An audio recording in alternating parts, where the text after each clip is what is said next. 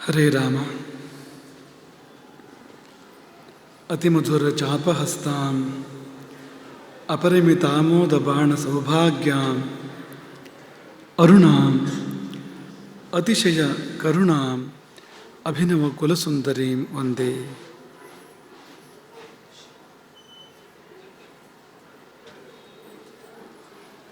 ಸಕುಂಕುಮ ವಿಲೇಪನಾಂ ಅಲಿಕಚುಂಬಿ ಕಸ್ತೂರಿಕಾಂ ಸಮಂದ ಹಸಿತೇಕ್ಷಣಾಂ ಸಶರ ಚಾಪ ಪಾಶಾಂಕುಶಾಂ ಅಶೇಷ ಜನಮೋಹಿನೀಂ ಅರುಣ ಮಾಲ್ಯ ಭೂಷಾಂಬರಾಂ ಜಪ ಕುಸುಮ ಭಾಸುರಾಂ ಜಪವಿಧೌ ಸ್ಮರೇತ್ ಅಂಬಿಕಾಂ.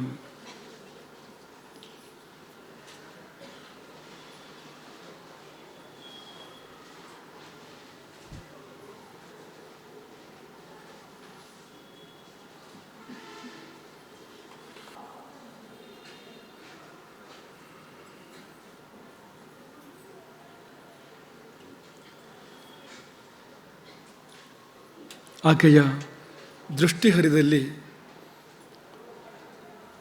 ಸುಟ್ಟ ಬೂದಿಯಿಂದ ಮತ್ತೆ ಜೀವ ಚಿಗುರಿ ಎದ್ದು ನಿಲ್ತದೆ. ಶಿವ ತಾಂಡವ ಮಾಡಿದಾಗ ಪ್ರಪಂಚ ಪ್ರಳಯ, ಆದರೆ ಈಕೆ ಲಾಸ್ಯ ಮಾಡಿದರೆ ಆ ನಾಶವಾದ ಪ್ರಪಂಚದ, ಸಂಹಾರವಾದ ಪ್ರಪಂಚದ ಮರು ಸೃಷ್ಟಿ. ಅಂತಹ ಯಥಾರ್ಥ ಜನನಿ. ಅವಳು ನೋಡಿದಲ್ಲಿ, ಮುಟ್ಟಿದಲ್ಲಿ, ಅವಳ ಆಶೀರ್ವಾದ ಹರಿದಲ್ಲಿ ಸೃಷ್ಟಿ ಸೃಷ್ಟಿ ಸೃಷ್ಟಿ ಅಂಥವಳು. ಅವಳ ಕಾರುಣ್ಯವನ್ನು ನಿಮ್ಮ ಎಲ್ಲರ ಬದುಕಿನ ಸೌಭಾಗ್ಯ ಸೃಷ್ಟಿಗಾಗಿ, ನಮ್ಮ ಬದುಕು ಹುಟ್ಟಬೇಕು, ಇನ್ನೂ ಹುಟ್ಟಿಲ್ಲ. ಅದು ಹುಟ್ಟಿಗಿಂತ ಹಿಂದಿದೆ ನಮ್ಮ ಬದುಕು. ಹುಟ್ಟಿದರೆ ನಾವು ಹೀಗಿರ್ತಿರ್ಲಿಲ್ಲ.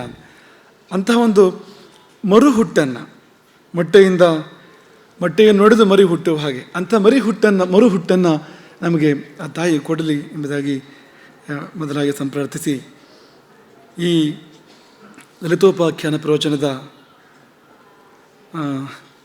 10ನೇ ದಿನ ಅಂತ ಕಾಣ್ತದೆ ಇವತ್ತು. ಎಷ್ಟು ದಿನ ಆಯಿತು ಅಂತಲೇ ಲೆಕ್ಕ ತಪ್ಪಿ ಹೋಗಿದೆ. 10ನೇ ದಿನ. ಒಂದು ನವರಾತ್ರಿ ಜಾಸ್ತಿ ಬಂದಿದೆ ಈ ಬಾರಿ. 9ನೇ ನವಮಿ ತಾನ ಇವತ್ತು ಅಂತ. ಹಾಗಾಗಿ 10ನೆಯ ಪ್ರವಚನಕ್ಕೆ ಉಪಕ್ರಮಿಸ್ತಾ ಇದ್ದೇವೆ. ಅದು ಮುಗಿಯೋದಲ್ಲ. ಅದು ಈ ಬಾರಿ ಪ್ರವಚನ ಏನಾದರಾಗಿ ಮುಗಿಲಿ ಅನ್ನೋ ಕಾರಣಕ್ಕೆ ಕಳೆದ ಬಾರಿಯ ಪ್ರವಚನದ 4.5 ದಿನಗಳು ಒಂದೇ ದಿನದಲ್ಲಿ ಹೇಳಿದ್ವು. ಅದನ್ನು 4.5 ದಿನಗಳ ಪ್ರವಚನ ಒಂದೇ ದಿವಸದಲ್ಲಿ ಮಾಡಿದ್ವು. ಇಲ್ಲೇ ಗಜಾನಚಂದ್ರ ಇದ್ದಾರೆ ನಮ್ಮ ಮುಂದೆ.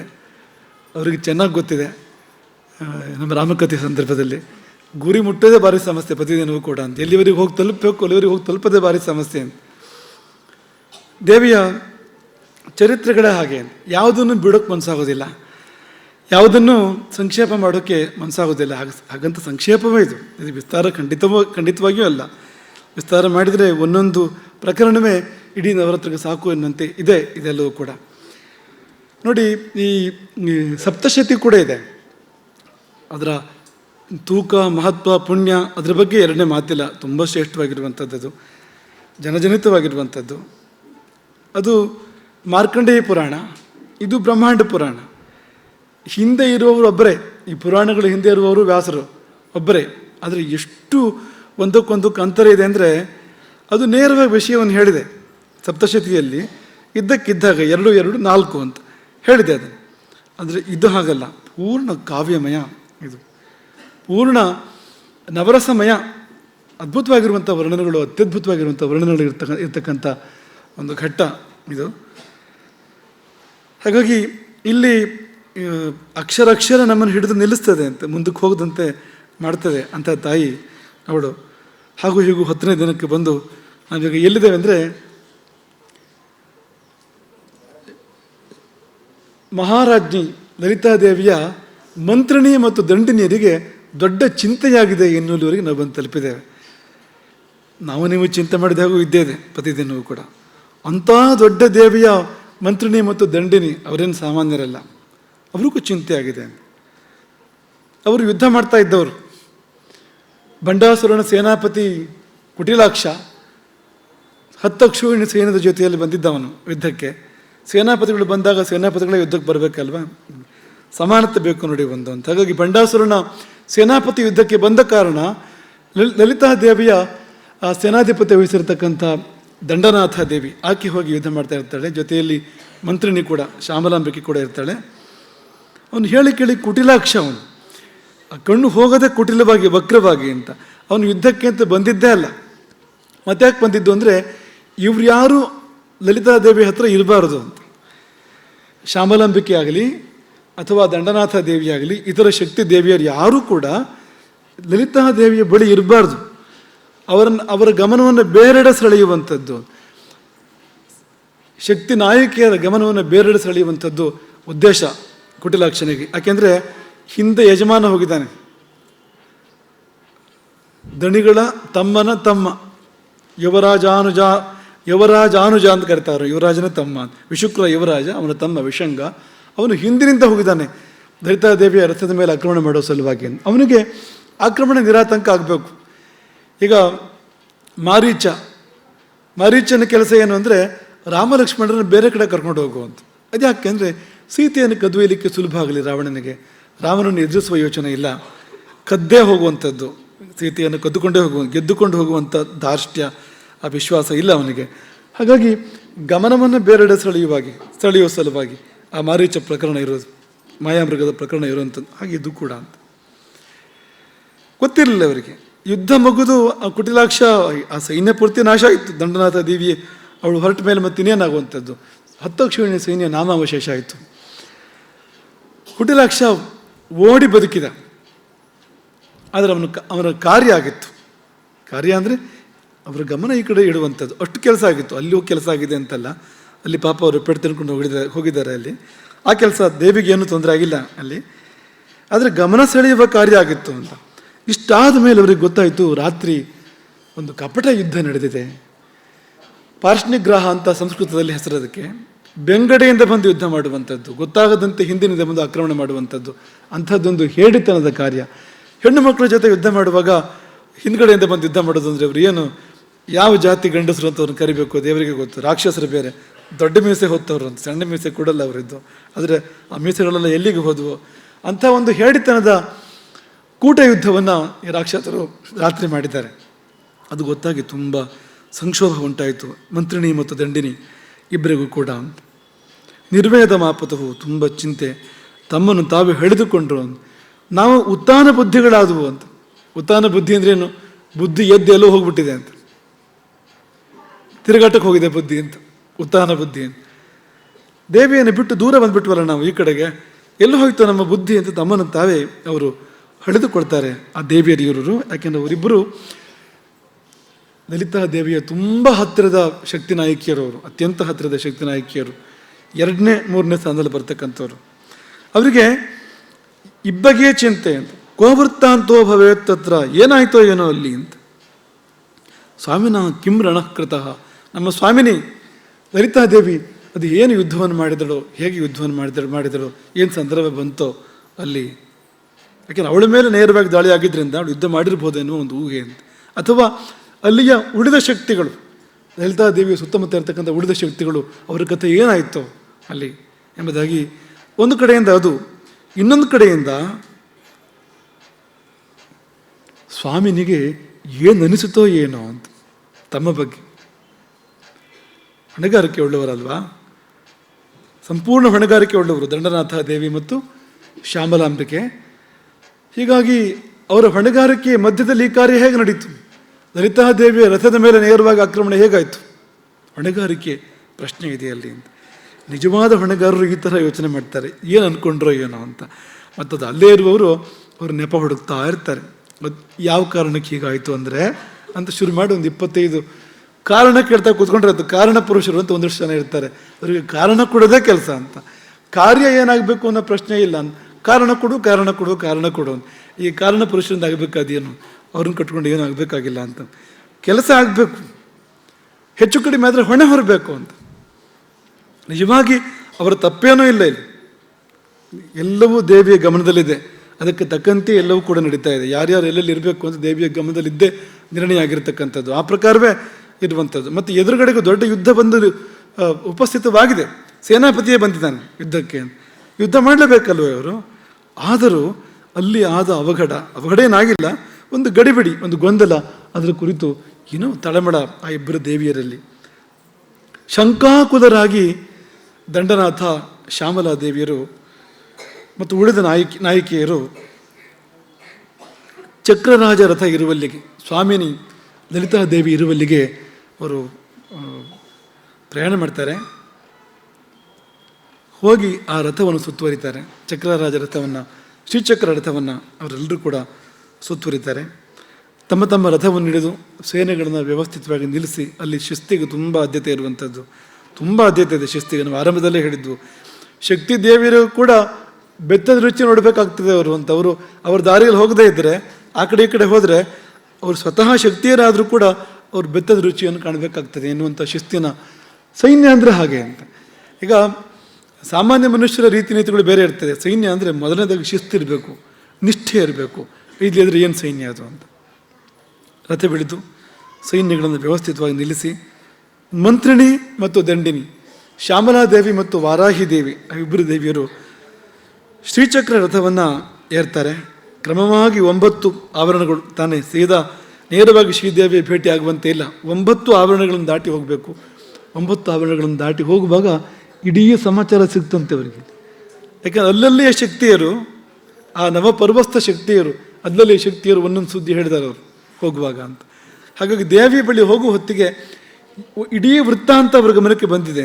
ರಾತ್ರಿ ನಡೆದಿದ್ದೇನು ಅನ್ನೋದು ಅವರಿಗೆ ಗೊತ್ತಾಗಿದೆ. ಹೋಗಿ ಸಾಷ್ಟಾಂಗ ಪ್ರಣಾಮ ಮಾಡ್ತಾರೆ ಲಲಿತಾದೇವಿಗೆ. ಅಪರೂಪ ಇದು.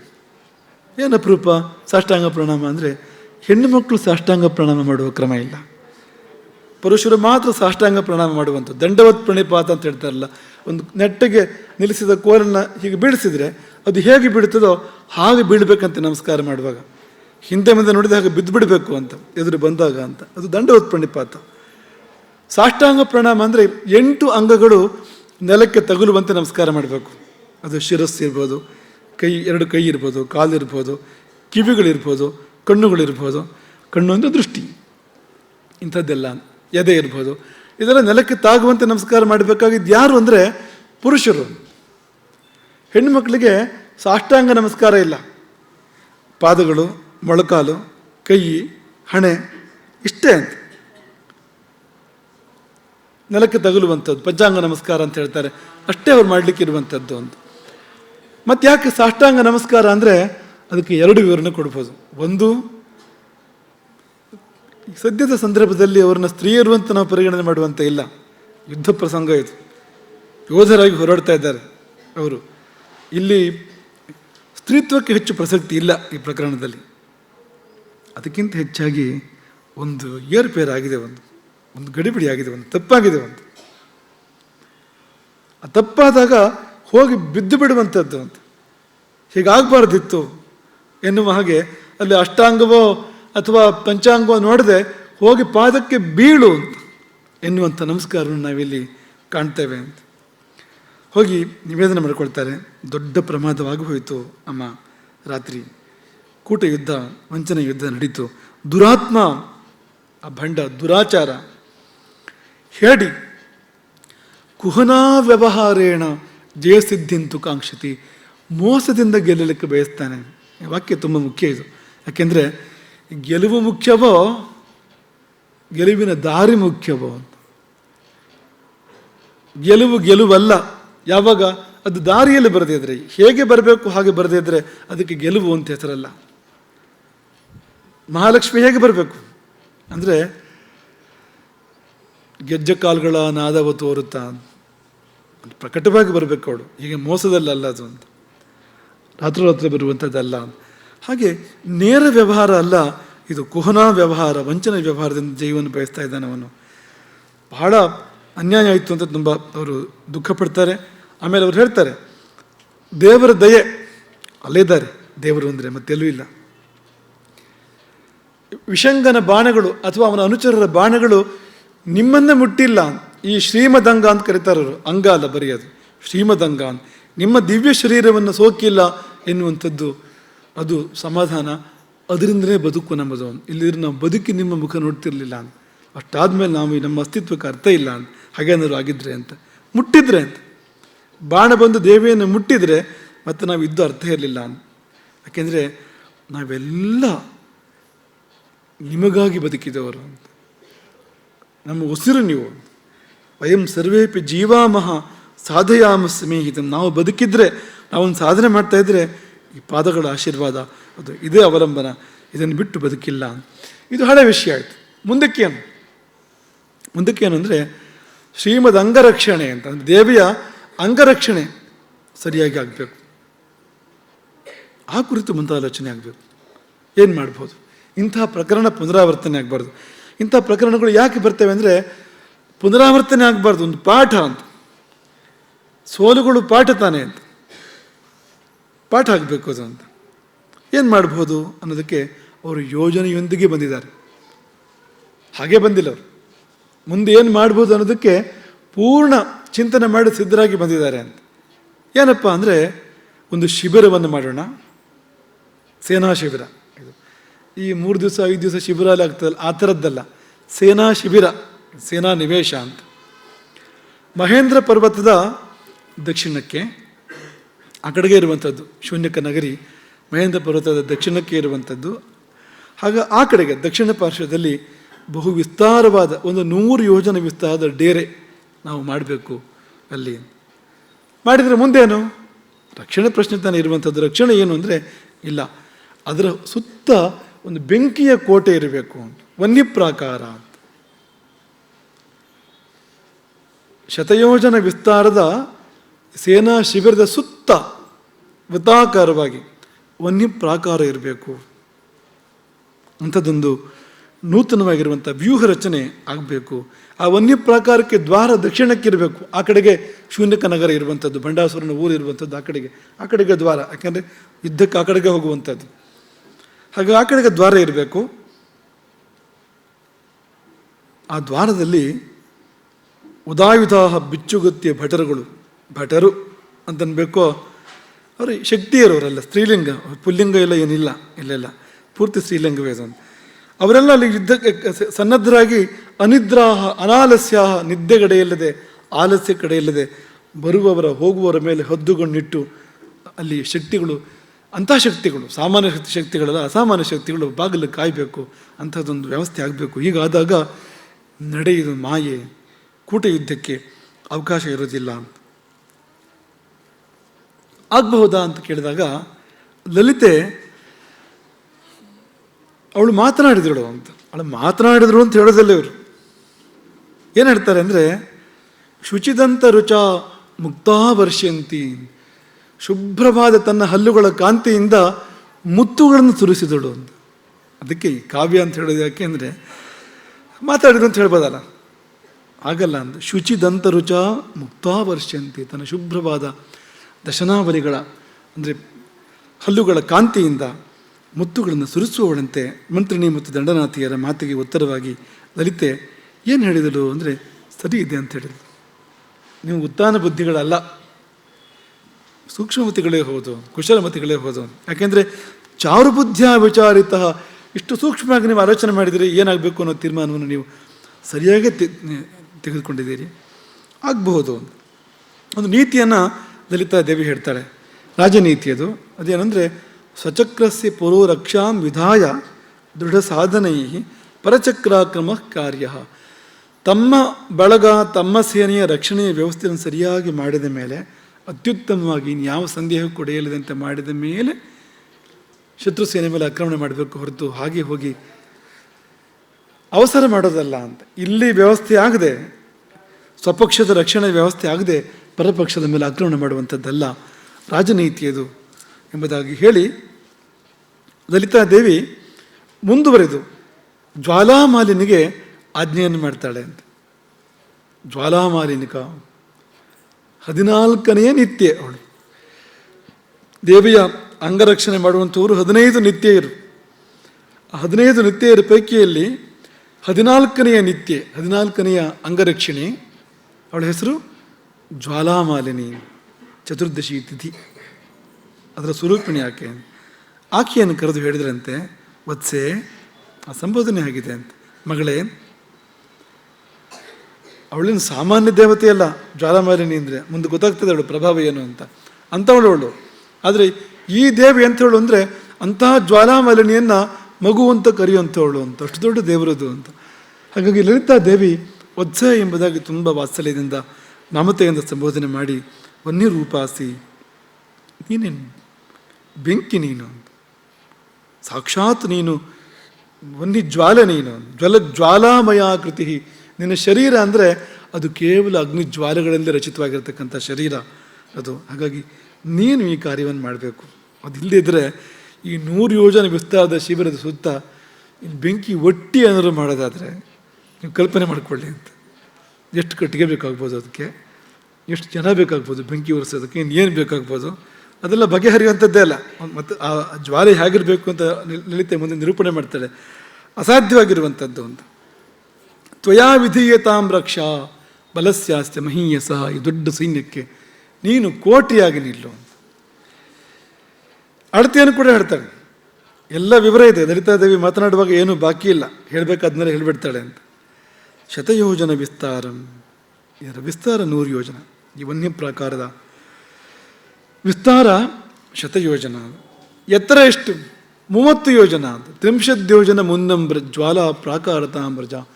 100 ಯೋಜನ ವಿಸ್ತಾರದ 30 ಯೋಜನ ಎತ್ತರದ ಜ್ವಾಲೆಯ ಅಗ್ನಿ ಜ್ವಾಲೆಗಳ ಕೋಟೆಯಾಗಿ ನೀನೇ ಮಾರ್ಪಡು ಅಂತ, ನೀನೇ ಆ ರೂಪವನ್ನು ತಾಳು. ದ್ವಾರಂ ಯೋಜನ ಮಾತ್ರ ಅಂತೂ, ಬಾಗಿಲು 1 ಯೋಜನ ಅಂತ. ಬಾಗಿಲೇ 1 ಯೋಜನ. ಸೈನ್ಯ ಹೊರಗೆ ಹೋಗ್ಬೇಕಲ್ಲ, ಇಡೀ ಸೈನ್ಯ. ಸಣ್ಣ ಬಾಗಿಲಿಟ್ಟರೆ ಅದೇನು ಒನಕೆ ಒಬ್ಬವನ್ನು ಕೋಟೆ ಥರ ಅಲ್ವಲ್ಲ ಅದೇನು ಅಂತ. ಹಾಗಾಗಿ ಬಾಗಿಲು ದೊಡ್ಡದು ಬೇಕಾಗ್ತದೆ ಅಂತ. ದ್ವಾರಂ ಯೋಜನ ಮಾತ್ರ ಅಂತೂ ಮುಕ್ತವಾನ್ಯತ್ರ ಜ್ವಲತ್ತನು. 1 ಯೋಜನೆ ಬಿಟ್ಟು ಮತ್ತೆಲ್ಲ ನೀನು ಪ್ರಜ್ವಲಿಸಿ ಉರಿ, ನೀನು ಅಷ್ಟೇ ನೀನು ಮಾಡಬೇಕಾಗಿರುವಂಥದ್ದು. ಉರಿದು ನಿಲ್ಲು ಅಲ್ಲಿ.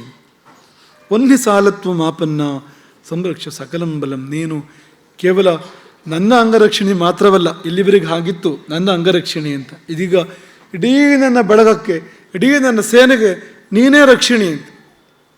ರಕ್ಷಿಸು ಎಂಬುದಾಗಿ ಲಲಿತೆ ಜ್ವಾಲಾಮಾಲಿನಿಗೆ ಹೇಳಿದಾಗ, ಚತುರ್ದಶಿಯ ತಿಥಿಮಯ, ಆ ಚತುರ್ದಶಿಯ ತಿಥಿಯು ಅದೇ ಆ ಜ್ವಾಲಾಮಾಲಿನಿ ದೇವಿ ಪ್ರಣನಾಮ ಅಂತ ನಮಸ್ಕಾರ ಮಾಡಿಲ್ಲ ಅಂತೇಳು.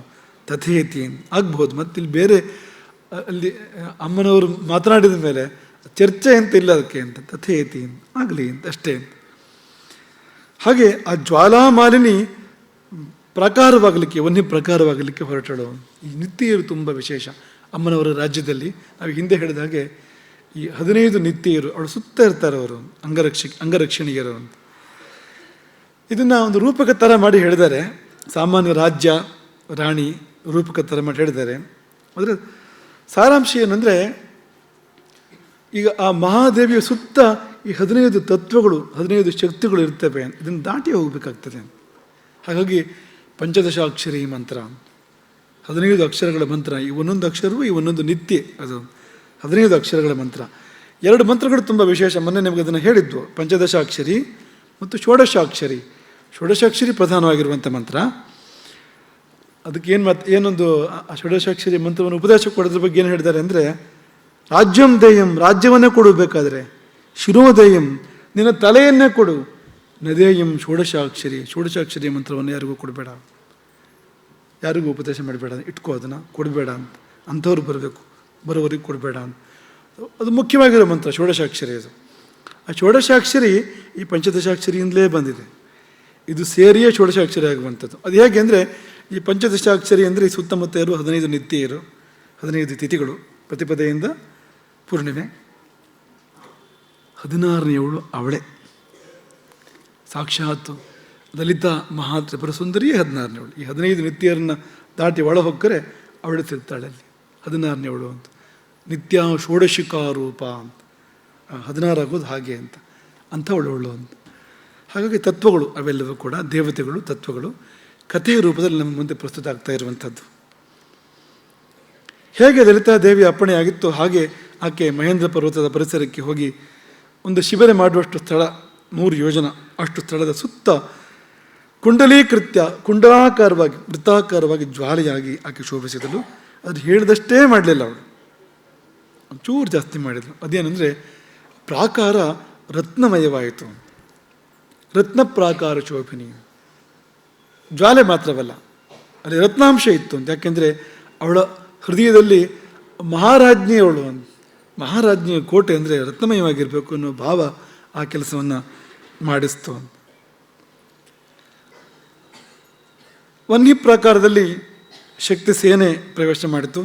ದಂಡನಾಥೆ, ವಾರಾಹಿ ದೇವಿ, ಮಂತ್ರಿನಾಥೆ, ಶ್ಯಾಮಲಾಂಬಿಕೆ ಅವರ ನೇತೃತ್ವದಲ್ಲಿ ಎಲ್ಲ ಶಕ್ತಿಯರು, ಸಂಪತ್ಕರಿ ಇರ್ಬೋದು, ಅಶ್ವಾರೂಢ ಇರ್ಬೋದು, ಎಲ್ಲ ಶಕ್ತಿಯರು ಆರಾಮಾಗಿ ಪ್ರವೇಶ ಮಾಡಿ ಬೇಕಾದಷ್ಟು ಸ್ಥಳ ಇತ್ತಂತೆ ಅವರಿಗೆ, ಅಲ್ಲಿ ಏನು ಕೊರತೆ ಇಲ್ಲ. ಶತಯೋಜನ ಅಂದರೆ ಶೂನ್ಯಕ ನಗರ ಎಷ್ಟು ದೊಡ್ಡದೋ, ಪಂಡಾಸುರನ ರಾಜಧಾನಿ, ಅವನ ಊರು, ಅವನ ನಗರ ಎಷ್ಟು ದೊಡ್ಡದೋ ಅಷ್ಟೇ ದೊಡ್ಡ ಸ್ಥಳ ಇಲ್ಲಿರುವಂಥದ್ದು, ಅದಕ್ಕಿಂತ ಕಡಿಮೆ ಇಲ್ಲ ಏನು ಅಂತ. ಯಾಕೆಂದರೆ ಅಷ್ಟೇ ಅದೇ ಥರ ಸಂಖ್ಯೆ ಇದೆ.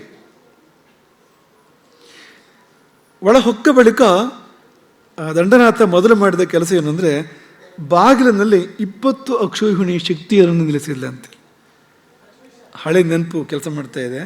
20 ಅಕ್ಷೋಹಿಣಿ ಸುಮ್ಮನೆ ಶಕ್ತಿಗಳಲ್ಲ, ಅವರು ವಿಶೇಷ ಶಕ್ತಿಗಳು, ಅಸಾಮಾನ್ಯ ಶಕ್ತಿಯರು. ಅವರ ಸೇನೆಯನ್ನು ಅಲ್ಲಿ ನಿಲ್ಲಿಸಿದಳಂತೆ. ಆಮೇಲೆ ಒಂದು ಉದಗ್ರ ದೇವತೆ, ಒಂದು ಅತ್ಯುಗ್ರವಾಗಿರುವಂಥ ಒಂದು ದೇವತೆ, ಸ್ತಂಭಿನಿ ಅಂತ ಆಕೆ ಹೆಸರು. ಆಕೆಯ ಕೈಯಲ್ಲಿ ದಂಡವೆಂಬ ಆಯುಧ ಆಕೆಯ ಕೈಯಲ್ಲಿ. ದಂಡ ಅಂದರೆ ಅದು ಬೆಂಕಿಯ ದಂಡವಂತೆ. ಅದು ಅಂಥ ದಂಡವನ್ನು ಕೈಯಲ್ಲಿ ಹಿಡ್ಕೊಂಡಿರ್ತಕ್ಕಂಥ ಸ್ತಂಭಿನಿ ಎಂಬ ದೇವತೆ ಅವಳು ಬಾಗಿಲಲ್ಲಿ ನಿಂತಿದ್ದಾಳೆ. ಪ್ರಧಾನ ದ್ವಾರಪಾಲಿಕೆ ಅವಳು, ಆ ಸ್ತಂಭಿನಿ ದೇವಿ.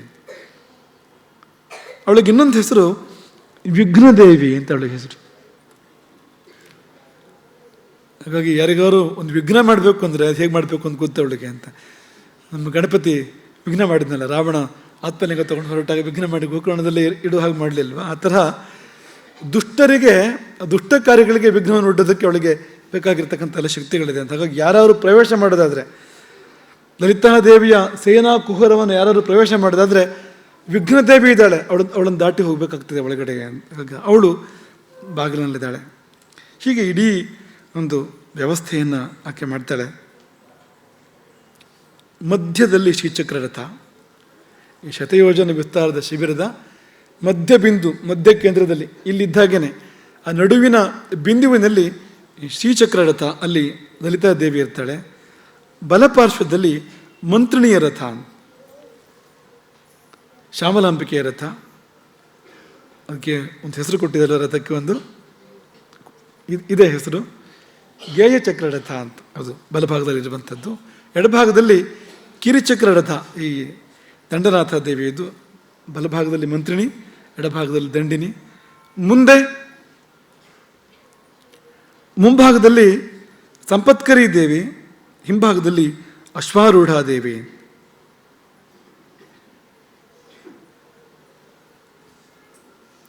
ಹೀಗೆ ಒಂದು ವ್ಯವಸ್ಥೆಯನ್ನು ಮಾಡಿ 4 ಕಡೆಯಿಂದ 4 ಮಹಾನಾಯಕಿಯರು, ಮಹಾಯೋಧೆಯರು ಇದ್ದಾರೆ. ದ್ವಾರದಲ್ಲಿ ಸ್ತಂಭಿನಿ ದೇವಿ ಇದ್ದಾಳೆ. ಸುತ್ತ ಸೈನ್ಯ ಇದೆ. ಇನ್ನು ಯಾವ ಭಂಡನೂ ಆ ಭಂಡತನ ಮತ್ತೆ ಮಾಡೋಕ್ಕೆ ಸಾಧ್ಯ ಇಲ್ಲ. ಅಂಥ ಈ ಬೆಂಕಿಯ ಕೋಟೆ ಬೇರೆ ಇದೆ, ದಾಟಿ ಬರಬೇಕು. ಅವಳನ್ನು ದಾಟಿ ಮೊದಲು ಬರಬೇಕು. ಯಾರನ್ನು? ಜ್ವಾಲಾಮಾಲಿನ ದಾಟಿ ಬರಬೇಕಾಗ್ತದೆ ಮೊದಲು ಬರಬೇಕಾದ್ರೆ. ಅವಳೇನು ಸುಮ್ಮನೆ ಕೋಟೆ ಅಲ್ಲ, ಅದು ಚೈತನ್ಯ ಇರ್ತಕ್ಕಂಥ ಕೋಟೆ ಇದು ಅಂತ ಬಂದರೆ ಗೊತ್ತಾಗ್ತದೆ ಅಂತ, ದೇವತೆ ಇದು ಅಂತ ವ್ಯವಸ್ಥೆಯನ್ನು ಮಾಡಿ ಯುದ್ಧಕ್ಕೆ ಶುರು ತೊಡಗಿದ್ಲಂತೆ. ಮತ್ತು ಹೊರಗಡೆ ಆ ದ್ವಾರದಿಂದ ಹೊರಗೆ ಹೋಗಿ, ದಕ್ಷಿಣ ದ್ವಾರದಿಂದ ಹೊರಗೆ ಹೋಗಿ ಯುದ್ಧಕ್ಕೆ ಪ್ರಾರಂಭ ಮಾಡ್ತಾಳೆ. ಆ ಕಡೆ ಬಂಡಾಸುರನಿಗೆ ಜ್ವರ ಬಂತಂತೆ. ಜ್ವರ ಮಾಪನ್ನ, ಜ್ವರ ಅಂದರೆ ಮನೋಜ್ವರ, ಚಿಂತೆ. ಏನಪ್ಪ ಅಂದರೆ ಈ ಮೋಸ ಮಾಡೋಕ್ಕೂ ಅವಕಾಶ ಇಲ್ಲ ಅಂದರೆ ಹೇಗಪ್ಪ ಇನ್ನು ಅಂತ ಅವನದ್ದು. ಮೋಸದಿಂದಾದ್ರೂ ಗೆಲ್ಲೋಣ ಅಂತ ಒಂದು ಪ್ರಯತ್ನ ಮಾಡಿ ಆಯಿತು. ಈಗ ಮೋಸ ಮಾಡೋಕ್ಕೂ ಜಾಗ ಇಲ್ವಲ್ಲ, ಹೇಗಪ್ಪ ಮಾಡೋದು? ನೇರ ಯುದ್ಧದಲ್ಲಿ ಗೆಲ್ಲೋದು ಕಷ್ಟ, ಅದು ಈವರೆಗಿನ ಯುದ್ಧಗಳಲ್ಲಿ ಸಾಬೀತಾಗಿದೆ. ಹೋಗಲಿ, ಹಿಂದಿಂತ ಬಂದು ಯುದ್ಧ ಮಾಡೋಣ, ಎಲ್ಲರೂ ಸಂಧಿ ಮೂಲೆಯಿಂದ ಬರೋಣ ಅಂದರೆ ಈ ಥರದೊಂದು ವ್ಯವಸ್ಥೆಯಲ್ಲಿ ಒಳಗೆ ಹೋಗೋಕ್ಕೆ ಸಾಧ್ಯ ಇಲ್ವಲ್ಲ, ಹೇಗಪ್ಪ ಅಂತ ಕರಿತಾನೆ. ವಿಶ್ವಕ್ರ ಬಾ, ವಿಶಂಗ ಬಾ, ನೀನು ಬಾ, ಮಂತ್ರಾಲೋಚನೆ ಮಾಡೋಣ. ಕೊನೆಗೆ ತನ್ನ ಮಕ್ಕಳಿಗೆ ಅಪ್ಪಣೆ ಕೊಡ್ತಾನೆ, ಇನ್ನು ಬೇರೆ ದಾರಿ ಇಲ್ಲ, ನಾವು ಹೋಗಿ ಧೂಮುಕಬೇಕು, ನೇರ ಯುದ್ಧವನ್ನು ಮಾಡಬೇಕು, ಅದೇ ದಾರಿ ಇರುವಂಥದ್ದು, ಅದನ್ನೇ ಮಾಡೋಣ. ಏನು ನಮ್ಮಲ್ಲೇನು ಕೊರತೆ ಇಲ್ಲ. 30 ಮಕ್ಕಳು ಶಂಭನಿಗೆ, 30 ಮಕ್ಕಳು. ಒಬ್ಬೊಬ್ಬನು ಹಿರಣ್ಯಾಕ್ಷನಿಗೆ ಸಮಾನವಂತೆ. ಭಂಡನೆ ಹೇಳುವಂಥ ಮತ್ತು ಹಿರಣ್ಯಾಕ್ಷನೆಂಬ ದೈತ್ಯ ಇಡೀ ಪ್ರಪಂಚವನ್ನು ಗಾರಗಡಿಸಿದ್ನಲ್ಲ ಒಂದು ಕಾಲದಲ್ಲಿ, ಅವನಿಗೆ ಸಮಾನರಾದ 30 ಮಕ್ಕಳು. ಅಂದರೆ ಏನರ್ಥ ಅಂದರೆ, ಈ ಭಂಡಾಸುರನ ಕಾಲ ಯಾವಾಗ ಮುಗಿತದೋ ಗೊತ್ತಿಲ್ಲ, ಹೀಗೆ ಬಿಟ್ಟರೆ ಈಗಾಗಲೇ 81,000 ವರ್ಷಗಳಾಗಿದೆ. ಒಂದು ವೇಳೆ ಮುಗಿದ್ರೆ 30 ಭಂಡರು ಆ ಜಾಗದಲ್ಲಿ ಬರ್ತಾರೆ. ಒಬ್ಬ ಭಂಡಾಸುರನ ಜಾಗದಲ್ಲಿ 30 ಭಂಡಾಸುರರು ಬರ್ತಾರೆ. ಈ ಲಂಕೆಯಲ್ಲಿ ರಾವಣನ ಕಾಲ ಒಂದು ವೇಳೆ ಮುಗಿದ್ರೆ ಯಾರು ಬರ್ತಾರೆ ಮುಂದಕ್ಕೆ ಅಂದರೆ, ರಾವಣನ ಮಗ ಅವನು, ಆದರೆ ಗುಣ ಸ್ವಭಾವದಲ್ಲಿ ಅವನ ಅಪ್ಪ, ಮಗ ಅಲ್ಲ. ಗುಣ ಸ್ವಭಾವ ಪರಾಕ್ರಮ ಎಲ್ಲದರಲ್ಲೂ ಕೂಡ ಎಷ್ಟೋ ಪಾಲು ಮಿಗಿಲವನು. ಅವನೇನಾದ್ರು ಆಳ್ವಿಕೆ ಪ್ರಾರಂಭ ಮಾಡಿಬಿಟ್ರೆ ಇಂದ್ರಜಿತ್ತು ಇನ್ನೂ ಕಷ್ಟ, ಇನ್ನೂ ವಿಕಟ ಪರಿಸ್ಥಿತಿ ಎದುರಾಗ್ಬೋದು ಮುಂದಕ್ಕೆ ಅಂತ. ಹಾಗಾಗಿ ಒಟ್ಟಿಗೆ ಸಂಹಾರ ಆಗಿರುವಂಥದ್ದು ಅಪ್ಪ ಮಗ ಎಲ್ಲರದ್ದು ಕೂಡ. ಇಲ್ಲದಿದ್ದರೆ ಕೆಲವು ಬಾರಿ ಈಗ ತಂದೆಯನ್ನು ಸಂಹಾರ ಮಾಡಿದ ಬಳಿಕ ಮಕ್ಕಳಿಗೆ ಪಟ್ಟ ಕಟ್ಟೋದುಂಟು. ಈಗ ಮಹಾಭಾರತದಲ್ಲಿ ಜರಾಸಂಧನ ಸಂಹಾರ ಮಾಡಿದ ಬಳಿಕ ಮಗ ಸಹದೇವನಿಗೆ ಪಟ್ಟ ಕಟ್ತಾರೆ. ಕೃಷ್ಣ, ಭೀಮ, ಅರ್ಜುನರು ತಮ್ಮ ಕೈಗೆ ತಗೊಳ್ಳೋದಿಲ್ಲ, ಮಗನಿಗೆ ಪಟ್ಟ ಕಟ್ತಾರೆ. ಒಳ್ಳೆಯವರಿದ್ದಾಗ ಮಾಡ್ಬೋದು ಅದನ್ನು ಅಂತ. ಆದರೆ ಇಲ್ಲಿ ಆ ಪರಿಸ್ಥಿತಿಯಲ್ಲ ಲಂಕೆಯಲ್ಲಿ ಅಂತ. ಕೊನೆಗೆ ವಿಭೀಷಣ ರಾಜನಾಗ್ತಾನೆ ಅಲ್ಲಿ. ಆಗ ಮಕ್ಕಳನ್ನು ಕರೆದು ನೀವು ಹೊರಡಿ ಯುದ್ಧಕ್ಕೆ ಅಂತ ಅಪ್ಪಣೆ ಕೊಟ್ಟ ಮಕ್ಕಳಿಗೆ. 30 ಹೆಸರಿದೆ. ನಾವು ದೇವತೆಗಳ ಹೆಸರು ಸಾಧ್ಯವಾದಷ್ಟು ಯಾವುದೂ ಬಿಟ್ಟಿಲ್ಲ, ನಿಮ್ಮ ಕಿವಿಗೆ ಬೀಳಲಿ ಅಂತ ಹೇಳ್ತಾ ಬಂದಿದ್ದೇವೆ. ಇದು ಇರಲಿ, ತೊಂದರೆ ಇಲ್ಲ. ಚತುರ್ಬಾಹು ಅಲ್ಲಿಂದ ಪ್ರಾರಂಭ ಆಗ್ತದೆ. 4 ಹಸ್ತು ಅಂತ ಅವನಿಗೆ. ಚತುರ್ಬಾಹು, ಚಕೋರಾಕ್ಷ, ಚತುಶ್ಶಿರಾಹ, ಹೀಗೆಲ್ಲ 30 ಮಕ್ಕಳು ಇದ್ದಾರೆ ಒಟ್ಟು ಅಂತ ಅಂದ್ಕೊಳ್ಳಿ. ತೀರಾ ಕುತೂಹಲ ಇದ್ದರೆ ಆಮೇಲೆ ಬಂದು ಕೇಳಿ ಹೇಳ್ತೇವೆ 30 ಜನರ ಹೆಸರೇನು ಅಂತ. ಯಾರೂ ಬರೋದಿಲ್ಲ, ಗೊತ್ತಿದೆ ನಮಗೆ. ಹಾಗಿದ್ರೆ ನೀವು 30 ಭಂಡಪುತ್ರರು, ಅಸಾಮಾನ್ಯ ಪರಾಕ್ರಮಿಗಳು, ಹಿರಣ್ಯಾಕ್ಷನಿಗೆ ಸಮಾನ. ಇವರು ಉಪಾಖ್ಯಾನವೇ, ಲಲಿತೋಪಾಖ್ಯಾನವೇ ವರ್ಣನೆ ಮಾಡುವ ಹಾಗೆ ಪಿತುಸದೃಶ ದೋರ್ವೀರ್ಯಾಹ, ತಂದೆಯಂತೆಯೇ ಪರಾಕ್ರಮ, ತಂದೆಯಂತೆಯೇ ಆಕೃತಿ, ತಂದೆಯಂತೆಯೇ ದುರ್ಬುದ್ಧಿ, ದುರ್ಧಿಯ ಎಲ್ಲ ಹಾಗೆ. ಮತ್ತು ತಂದೆಯಂತೆ ಸೊಕ್ಕು ಕೂಡ. ಇತ್ಯೇತೆ ದುರ್ಮದಾಃ ಪುತ್ರ, ಕೆಟ್ಟ ಸೊಕ್ಕಿದೆಯಲ್ಲ ತಂದೆಗಿಂತ ಏನು ಕಡಿಮೆ ಇಲ್ಲ ಅಂತ. ಹಾಗೆ ಹುಳಿ ಮರದಿಂದ ಹುಳಿ ಮರವೇ ಹುಟ್ಟಬೇಕು ಹೊರತು ಗಿಡ ಮತ್ತು ಬೇರೆ ಏನು ಸಿಹಿ ಹುಟ್ಟೋದಿಲ್ಲ ನೋಡಿ ಅಂತ. ತಂದೆಗೆ ನಮಸ್ಕಾರ ಮಾಡ್ತಾರೆ. ಪ್ರಸನ್ನವಾದ ನೇತೃತ್ವದಿಂದ ತಂದೆ ಅವರಿಗೆ ಆಶೀರ್ವಾದ ಮಾಡ್ತಾನೆ. ಗೌರವಪೂರ್ವಕವಾಗಿ ಒಂದಷ್ಟು ಮಾತುಗಳು ನಾಡ್ತಾನೆ. ಮೊದಲೆಲ್ಲ ಬೈದು ಗುಯ್ದು ಏನಾದ್ರು ಮಾಡಿರ್ಬೋದು, ಆದರೆ ಈಗ ಸಂದರ್ಭ ಹಾಗಲ್ಲ. ಇದೀಗ ಗೌರವ ಮಾತಾಡಲೇಬೇಕು, ಅವ್ರ ಮೂಲಕವೇ ಕಾರ್ಯ ಆಗಬೇಕಾಗಿದೆ. ಹಾಗೆ ಅವರ ಪರಾಕ್ರಮವನ್ನು ಕೊಂಡಾಡ್ತಾನೆ. ಅವರು ಒಂದು ಕಾಲದಲ್ಲಿ ದಿಕ್ಪಾಲಕರ ಜುಟ್ಟು ಹಿಡಿದು ಎಳೆದಾಡ್ದವರು ಅಂಥವರು ಅಂತ ಸೋಲಿಸಿದ್ರು ಅಂತ ಹೇಳಿದ್ರೆ ಸಾಕಿತ್ತು. ರಾಕ್ಷಸರಲ್ಲ, ಅವರ ಸ್ವಭಾವ ಹೀಗೆ ಹೋಗ್ತದೆ, ಜುಟ್ಟು ಹಿಡಿದು ಎಳೆದಾಡ್ದವರು ಅಂತ. ಹಾಗೆಲ್ಲ ಮಾಡಿದವರು ಒಂದು ಕಾಲದಲ್ಲಿ. ಈಗ ಒಂದು ದೊಡ್ಡ ಕಷ್ಟ ಬಂದಿದೆ. ಒಂದು ಮಾಯಾವಿನಿ ಅವಳು ಬಂದುಬಿಟ್ಟಿದ್ದಾಳೆ. ಅನೇಕ ಮಾಯಾವಿನಿ ಮತ್ತು ಒಂದಷ್ಟು ಮಾಯಾವಿನಿಯನ್ನು ಕೊಟ್ಕೊಂಡು ಬಂದು ಯುದ್ಧ ಮಾಡ್ತಾ ಇದ್ದಾಳೆ. ಹೇಗಾದರೂ ಮಾಡಿ ಅವಳನ್ನು ಸೆರೆ ಹಿಡಿಬೇಕು, ಕೊಲ್ಲಬಾರ್ದು. ಜೀವಗ್ರಾಹಂಚ ಸಾಗ್ರಾಹ್ಯ, ಜೀವ ಸಹಿತವಾಗಿ ಸೆರೆ ಹಿಡಿಬೇಕು. ಶುಂಭರು ಇದೇ ಮಾತನ್ನು ಹೇಳ್ತಾರೆ ದೇವಿಯ ಬಗ್ಗೆ. ಸೆರೆ ಹಿಡಿದು ತನ್ನಿ, ಕೂದಲು ಹಿಡಿದು ಹೇಳ್ಕೊಂಡು ಬನ್ನಿ. ಇದೇ ಮಾತನ್ನು ಪದೇ ಪದೇ ಪದೇ ಹೇಳುವಂಥದ್ದು. ಸೆರೆ ಹಿಡಿದು ತನ್ನಿ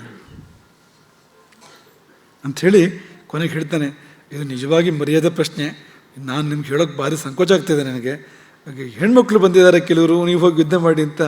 ನಿಮ್ಮಂಥ ವೀರಾದಿ ವೀರಡಿಗೆ ಇದನ್ನು ಹೇಳೋದಕ್ಕೆ ಭಾರಿ ತುಂಬ ಸಂಕೋಚ. ಆದರೂ ಆ ನಾಚಿಕೆ ಸಂಕೋಚ ಆಮೇಲೆ ನೋಡ್ಕೊಳ್ಳೋಣ, ಈಗ ಒಂದು ಸಾರಿ ಬಂದು ಕಷ್ಟವನ್ನು ಕಳೆಯೋಣ, ಯುದ್ಧಕ್ಕೆ ನೀವು ಹೋಗಿ ಬನ್ನಿ ಅಂತೆಲ್ಲ ಹೇಳಿ 200 ಅಕ್ಷೋಹಿಣಿ ಸೈನ್ಯಗಳ ಜೊತೆಯಲ್ಲಿ, 200 ಅಕ್ಷೋಹಿಣಿ ಸೈನ್ಯಗಳ ಜೊತೆಯಲ್ಲಿ ಅವ್ರನ್ನ ಕಳುಹಿಸಿಕೊಡ್ತಾನೆ ತನ್ನ ಮಕ್ಕಳನ್ನು.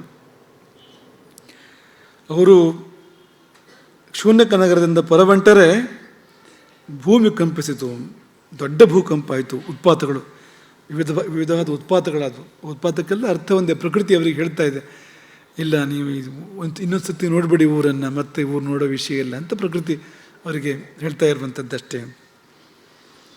ಇನ್ನು ಆ ನಾಗರಿಕರು ಇರ್ತಾರಲ್ಲ, ಆ ನಗರದ ಪ್ರಜೆಗಳು, ಅವರೆಲ್ಲ ಮೇಲಿಂದ ಉಪ್ಪರಿಗೆ ಮೇಲಿನಿಂದ ದಾರಿಲಿ ಹೋಗ್ತಾ ಇದ್ದಾಗ, ರಾಜಮಾರ್ಗದಲ್ಲಿ ಹೋಗ್ತಾ ಇದ್ದಾಗ ಮೇಲಿಂದ ಅರಳಿನ ಮಳೆ, ರಾಜವರ್ಷ ಮತ್ತು ಒಂದಷ್ಟು ಅವರ ಪರಾಕ್ರಮದ ಸ್ತುತಿ, ಬಿರುದಾವಳಿಗಳು, ಸ್ತೋತ್ರ, ಅವರಿಗೆ ಮಂಗಳಾರಾರ್ತಿಕಂ ಅಂತ ಅದನ್ನು ಕೂಡ ಮಾಡಿ ಅವ್ರನ್ನ ಕಳಿಸ್ಕೊಡ್ತಾರೆ.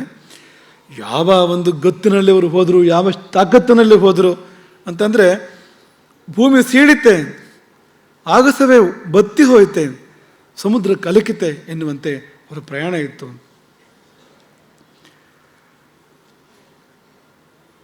ಭಾರಿ ಸಿಟ್ಟಿನಲ್ಲಿ ಹೋಗಿದ್ದಾರೆ, ಹುಬ್ಬು ಗಂಟುಕೊಂಡೇ ಹೋಗಿದ್ದಾರೆ. ಒಂದಷ್ಟು ಬಡಾಯಿ ಕೊಚ್ಚಿಕೊಡ್ತಾನೆ ಹೋಗಿದ್ದಾರೆ. ಶಕ್ತಿ ಸೈನ್ಯಗಳನ್ನು ಮುಕ್ಕಿ ಬಿಡೋಣ, ಭಕ್ಷಯಾಮಹ, ಅವರ ಆಯುಧಗಳನ್ನು ನುಚ್ಚು ನೂರು ಮಾಡಿಬಿಡೋಣ, ಈ ಬೆಂಕಿ ಕೋಟೆಯನ್ನು ಆರಿಸಿಬಿಡೋಣ, ಹೀಗೆಲ್ಲ ಹೇಳ್ತಾ ಕೊನೆಗೆ ಆ ಲಲಿತಾ ದೇವಿಯನ್ನು ಬಂಧಿಸಿ ಎಳೆದು ತರೋಣ, ಹೀಗೆಲ್ಲ ಹೇಳ್ತಾ ಅವ್ರು ಹೋಗ್ತಾ ಇದ್ದಾರೆ.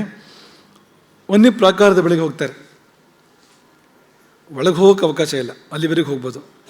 ಅಲ್ಲಿವರೆಗೆ ಹೋಗಿದ್ದಾರೆ ಭಂಡ ಪುತ್ರರು. ಅಲ್ಲಿ ಹೋಗಿ ಇನ್ನೂ ಒಳಗೆ ಹೋಗಲಿಕ್ಕೆ ಸಂದರ್ಭ ಕಾಣ್ತಾ ಇಲ್ಲ. ಅಲ್ಲಿ ಒಳಗಿದ್ದವರೇ ಹೊರಗಡೆ ಬರಬೇಕು. ಹಾಗಾಗಿ ಬರಬೇಕು ಅಂದ್ರೆ ಏನು ಮಾಡಬೇಕು? ಸಿಂಹನಾದವನ್ನು ಮಾಡಿದರು. 30 ಬಂಡೆಪುತ್ರರು. ಅವ್ರ ಗಂಟಲು ಚೆನ್ನಾಗಿತ್ತು, ಭುಜ ಮಾತ್ರ ಅಲ್ಲ, ಗಂಟಲು ಗಟ್ಟಿ ಇತ್ತು. ಅದ್ಭುತವಾದ ಸಿಂಹನಾದವನ್ನು ಮಾಡ್ತಾರಂತೆ. ಬ್ರಹ್ಮಾಂಡವೇ ಒಡೆಯುವಂಥ ಸಿಂಹನಾದವನ್ನು ಮಾಡಿದಾಗ ಆ ಶಬ್ದ ಶಕ್ತಿ ದೇವಿಯರನ್ನು ಕ್ಷೋಭೆಗೊಳಿಸಿತು. ಅಲ್ಲಿಯವರೆಗೆ ಕೇಳಿಸ್ತು. ಎಲ್ಲಿ ಲಲಿತಾ ಪರಮೇಶ್ವರಿ ಇದ್ದಾಳೋ, ಚಕ್ರರಾಜ ರಥ ಎಲ್ಲಿದೆಯೋ ಅಲ್ಲಿವರೆಗೂ ಅವರು ಬಬ್ಬೆ, ಅವರ ಸಿಂಹನಾದ ಕೇಳಿಸ್ತು. ಕೇಳಿಸಿದಾಗ ಒಂದು ವಿಶೇಷ ಪ್ರಕರಣ ಇದು. ತುಂಬ ಸುಂದರವಾದ ಸಂದರ್ಭ ಇದು, ತುಂಬ ಸುಂದರವಾದ ಸಂದರ್ಭ. ಚಿತ್ತದಲ್ಲಿ ನಾವು ಧಾರಣೆ ಮಾಡಬೇಕು ಅಂತ ಸಂದರ್ಭ. 9 ವರ್ಷದ ಬಾಲೆಯೊಬ್ಬಳು ಕುತೂಹಲವಂತ ಆಡಿದಳು ಯುದ್ಧದ ಕುರಿತು. ಬಾಲ ಕೌತೂಹಲಂ ದತೆ ಅಂತ, ಅವಳನ್ನು ಬಾಲ ಅಂತ ಕರೀತಾರೆ. ಆಕೆಯನ್ನು ಬಾಲ ಅಂತಲೇ ಕರೀತಾರೆ ಅಂತ. ಚತುರ್ಬಾಹು ಮುಖಾನ್ ಶುತ್ವ ಭಂಡ ದೈತ್ಯ ಕುಮಾರಕಾನ್ ಆಗತಾನ್ ನಿದ್ಧ ಕೃತ್ಯಾಯ. ಅವಳಲ್ಲೇ ಇದ್ದಾಳೆ, ಈ ಚಕ್ರರಾಜ ರಥದ ಒಳಗೆ ಇದ್ದಾಳೆ ಅವಳು. ದೇವಿಯ ಪಕ್ಕದಲ್ಲೇ ಇದ್ದಾಳೆ, ದೇವಿಯ ಸನ್ನಿಧಿಯಲ್ಲಿದ್ದಾಳೆ ಅಂತ 9 ವರ್ಷದ ಪುಟ್ಟ ಹುಡುಗಿ. ಆಕೆ ಎದ್ದು ನಿಂತಾಳಂತೆ, ನಾನು ಯುದ್ಧ ಮಾಡ್ತೇನೆ. ಆಕೆ ಬಂದವ್ರ ಮಕ್ಕಳು ಆ ಕಡೆಯಿಂದ ಬಂಡನ ಮಕ್ಕಳು ಅಂತ, ಅದು ಇವಳ ಪ್ರಕಾರ ಮಕ್ಕಳು ಅಂತ ಅಷ್ಟೇ ಅಂತ. ಆ ಕಡೆ ಮಕ್ಕಳು ಬಂದಿದ್ದಾರಂತೆ, ನಾನು ಯುದ್ಧ ಮಾಡ್ತೇನೆ ಅಂತ ಒಂದು ಬಾಲೆ ಎದ್ದು ನಿಂತರು. ಯಾರು ಬಾಲೆ? ಅವಳು ಬಂಡನ ಮಕ್ಕಳು ಅಂತ ತಕ್ಷಣ ಕುತೂಹಲ ಯಾಕೆ ಅವಳಿಗೆ ಅಂತಂದರೆ, ಆಕೆ ಲಲಿತಾ ತ್ರಿಪುರ ಸುಂದರಿಯ ಮಗಳು. ಕಾಮೇಶ್ವರ ಮತ್ತು ಕಾಮೇಶ್ವರಿ, ಲಲಿತಾ ತ್ರಿಪುರ ಸುಂದರಿ, ಇವರ ಆ ಶುಭ ದಾಂಪತ್ಯದ ಫಲವಾಗಿ ಜನ್ಮ ತಾಳಿರತಕ್ಕಂಥ ಒಂದು ದೇವತೆ ಅದು.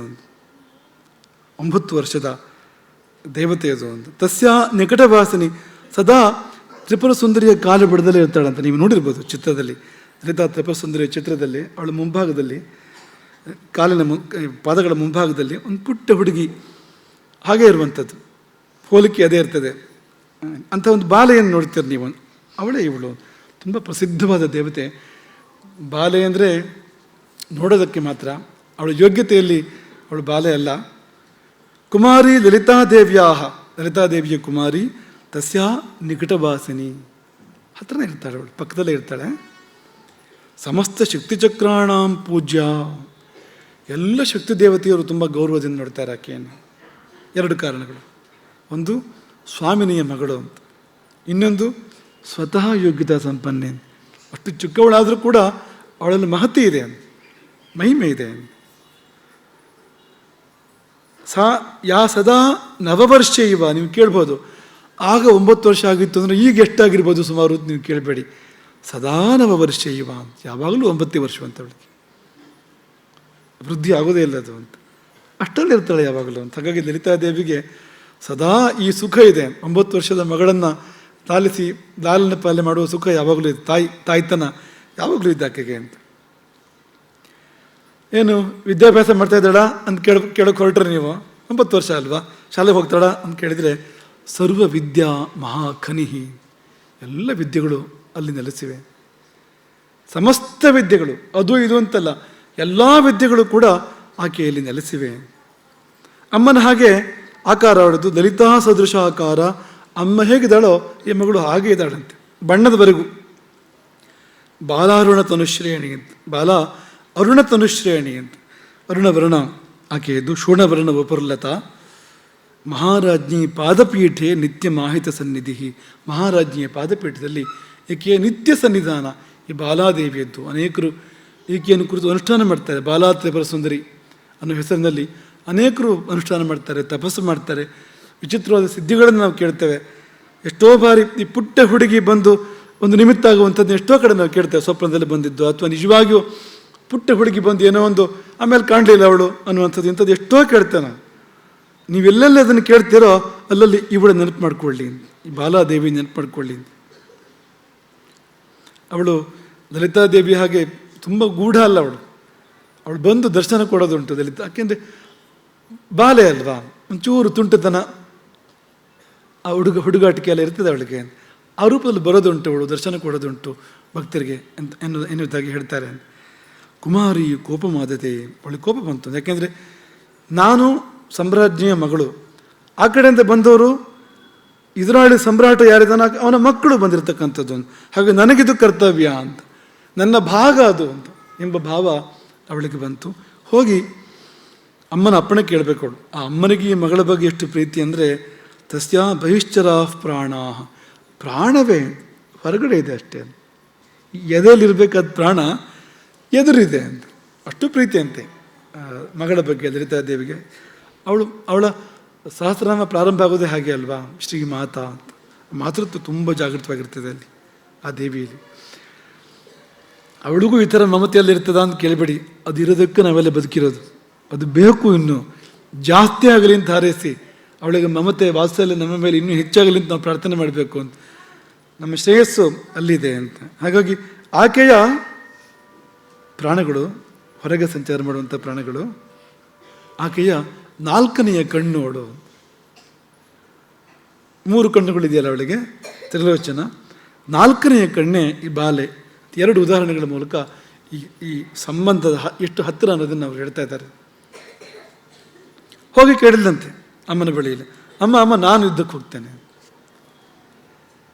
ಬಂಡಸುತಾನ್ ಯೋಧಯಿಷ್ಯಾಮಿ ಸತ್ವರಂ, ಬೇಗ ಬೇಗ ಹೋಗಿ ಒಂದು ಆಟ ಆಡಿ ಬರ್ತೇನೆ ಅಲ್ಲಿ ಹೋಗಿ ಅಂತ.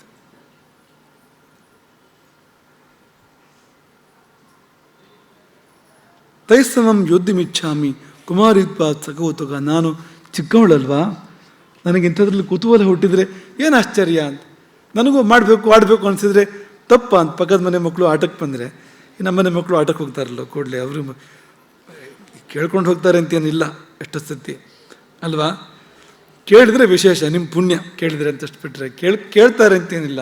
ಇವಳು ಒಂಚೂರು ಕೇಳ್ದಾಳೆ ಅಷ್ಟೇ ಅಂತ, ಹಾಗಂತ ಕೇಳ್ತಾಳೆ ಅಂತೇನಿಲ್ಲ. ನೋಡಿ ಅದನ್ನು ಮುಂದಕ್ಕೆ ನೋಡ್ತೀರಿ ನೀವು, ಅದನ್ನು ಬೇಡ ಅಂತ ಹೇಳಿದ್ರೆ ಕೇಳ್ತಾಳೆ ಅಂತೇನಿಲ್ಲ. ಹಾಗಾಗಿ ಸ್ಫುರನ್ಯವಚಮೇ ಬಾಹು, ನನ್ನ ಕೈ ಅದರ್ತಾ ಇದೆ ಅಂತ, ಯುದ್ಧಕ್ಕಾಗಿ ಅಂತ, ಒಂದು ಅವಕಾಶ ನನಗೆ ಅಂಥೇಳಿ ಆ ಅಮ್ಮ ಏನು ಅನ್ನಬಹುದು ಉತ್ತರ ಅನ್ನಂತ ಊಹೆ ಮಾಡಿ ಇವಳೇ ಹೇಳಿಬಿಡ್ತಾಳೆ, ಬೇಡ ಅಂತ ಹೇಳಬಾರದು ಅಂತ. ಕ್ರೀಡಾಮವೇಶ, ನನ್ನ ಆಟ ಇದು ಅಂತ, ಮಕ್ಕಳಿಗೆ ಆಟದ ಹಕ್ಕಿದೆ.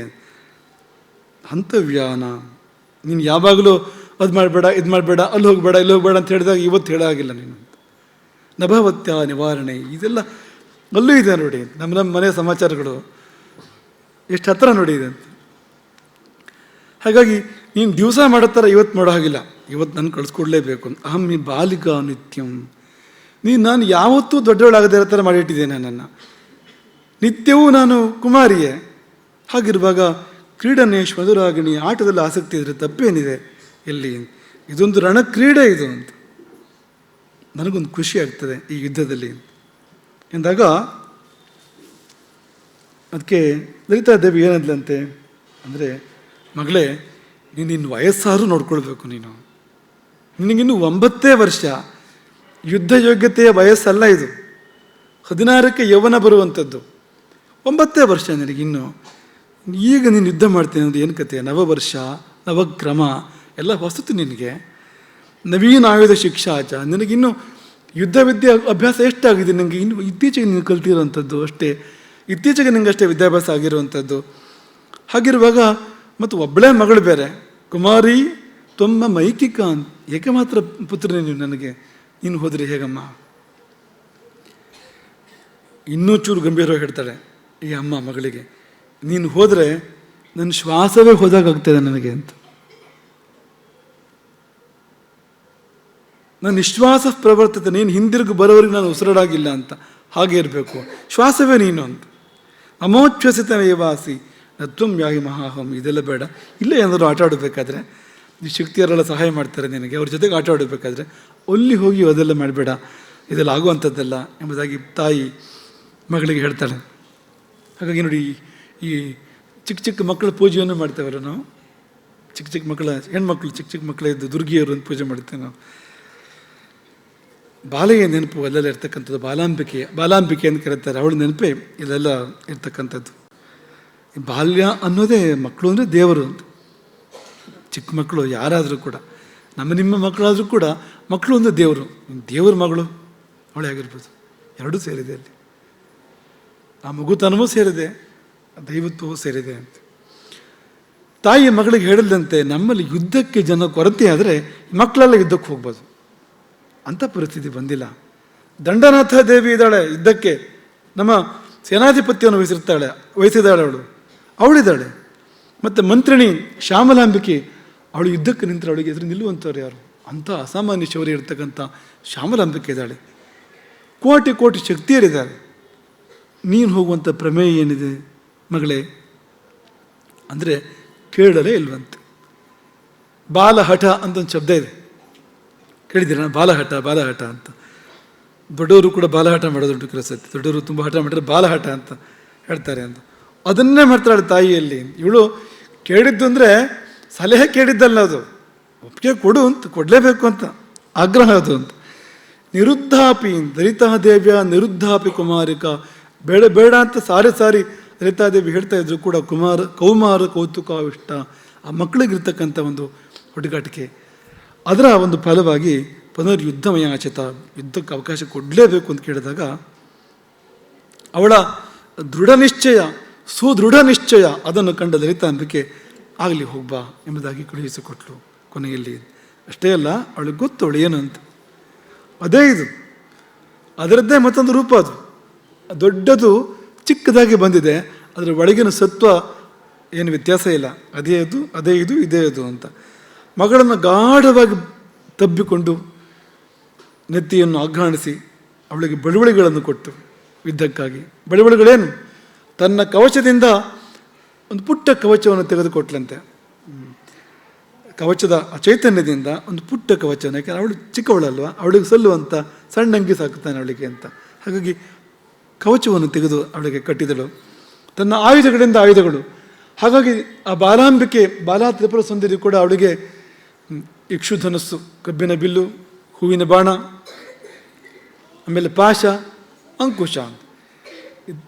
ಮಹಾತ್ರಿಪುರ ಸುಂದರಿಯ ಮಗಳು ಬಾಲಾ ತ್ರಿಪುರ ಸುಂದರಿ.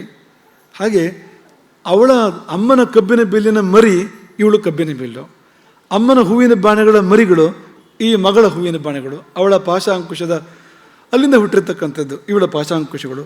ಅದೇ ರೂಪ, ಆದರೆ ಇಷ್ಟ ಇದೆ, ಪುಟ್ಟ ರೂಪ. ಆಮೇಲೆ ತನ್ನ ಧನುಸ್ಸಿನಿಂದ ಒಂದು ಪುಟ್ಟ ರಥವನ್ನು ಸೃಷ್ಟಿ ಮಾಡಿ ಕೊಡ್ತಾರೆ ಅವಳಿಗೆ.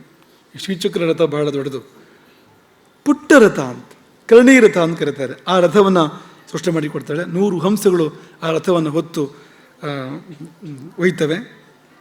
ಆ ರಥವನ್ನು ಕುಮಾರಿ ಏರ್ತಾಳೆ, ಮುಂದಕ್ಕೆ ಏರೋಳಿದ್ದಾಳೆ.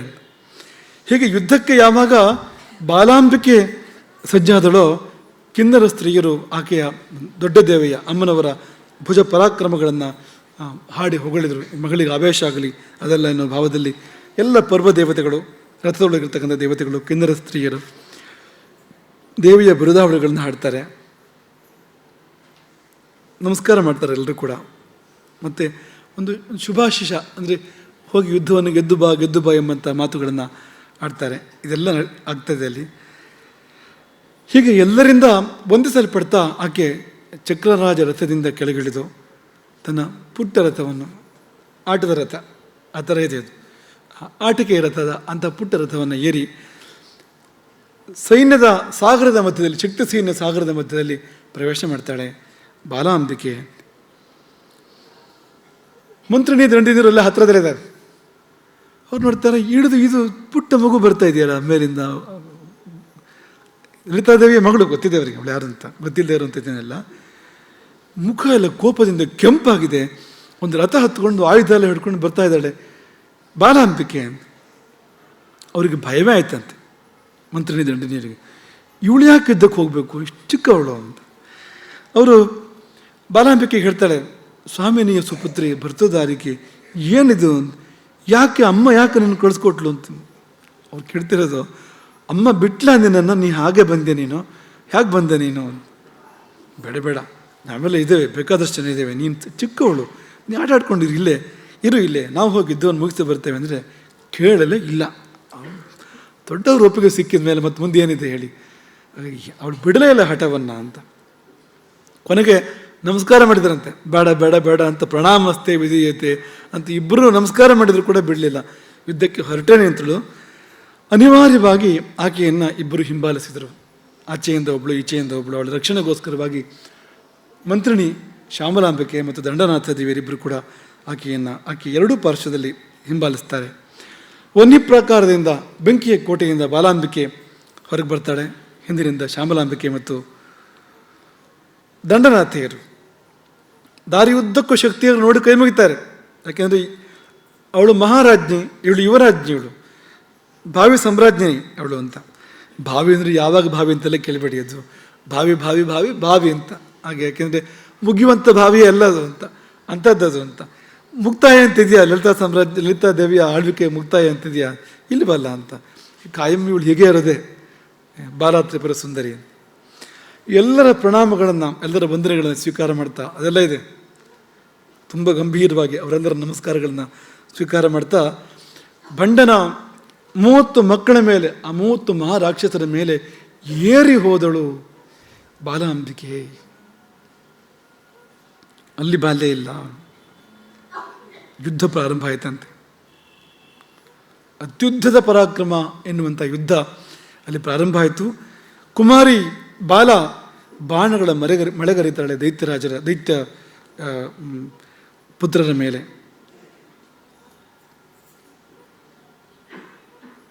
ಮುಂದೇನು ಯುದ್ಧ ನಡೀತೋ ಅದರ ವರ್ಣನೆ ಒಂದೇ ಶ್ಲೋಕದಲ್ಲಿ ಮಾಡಿದ್ದಾರೆ.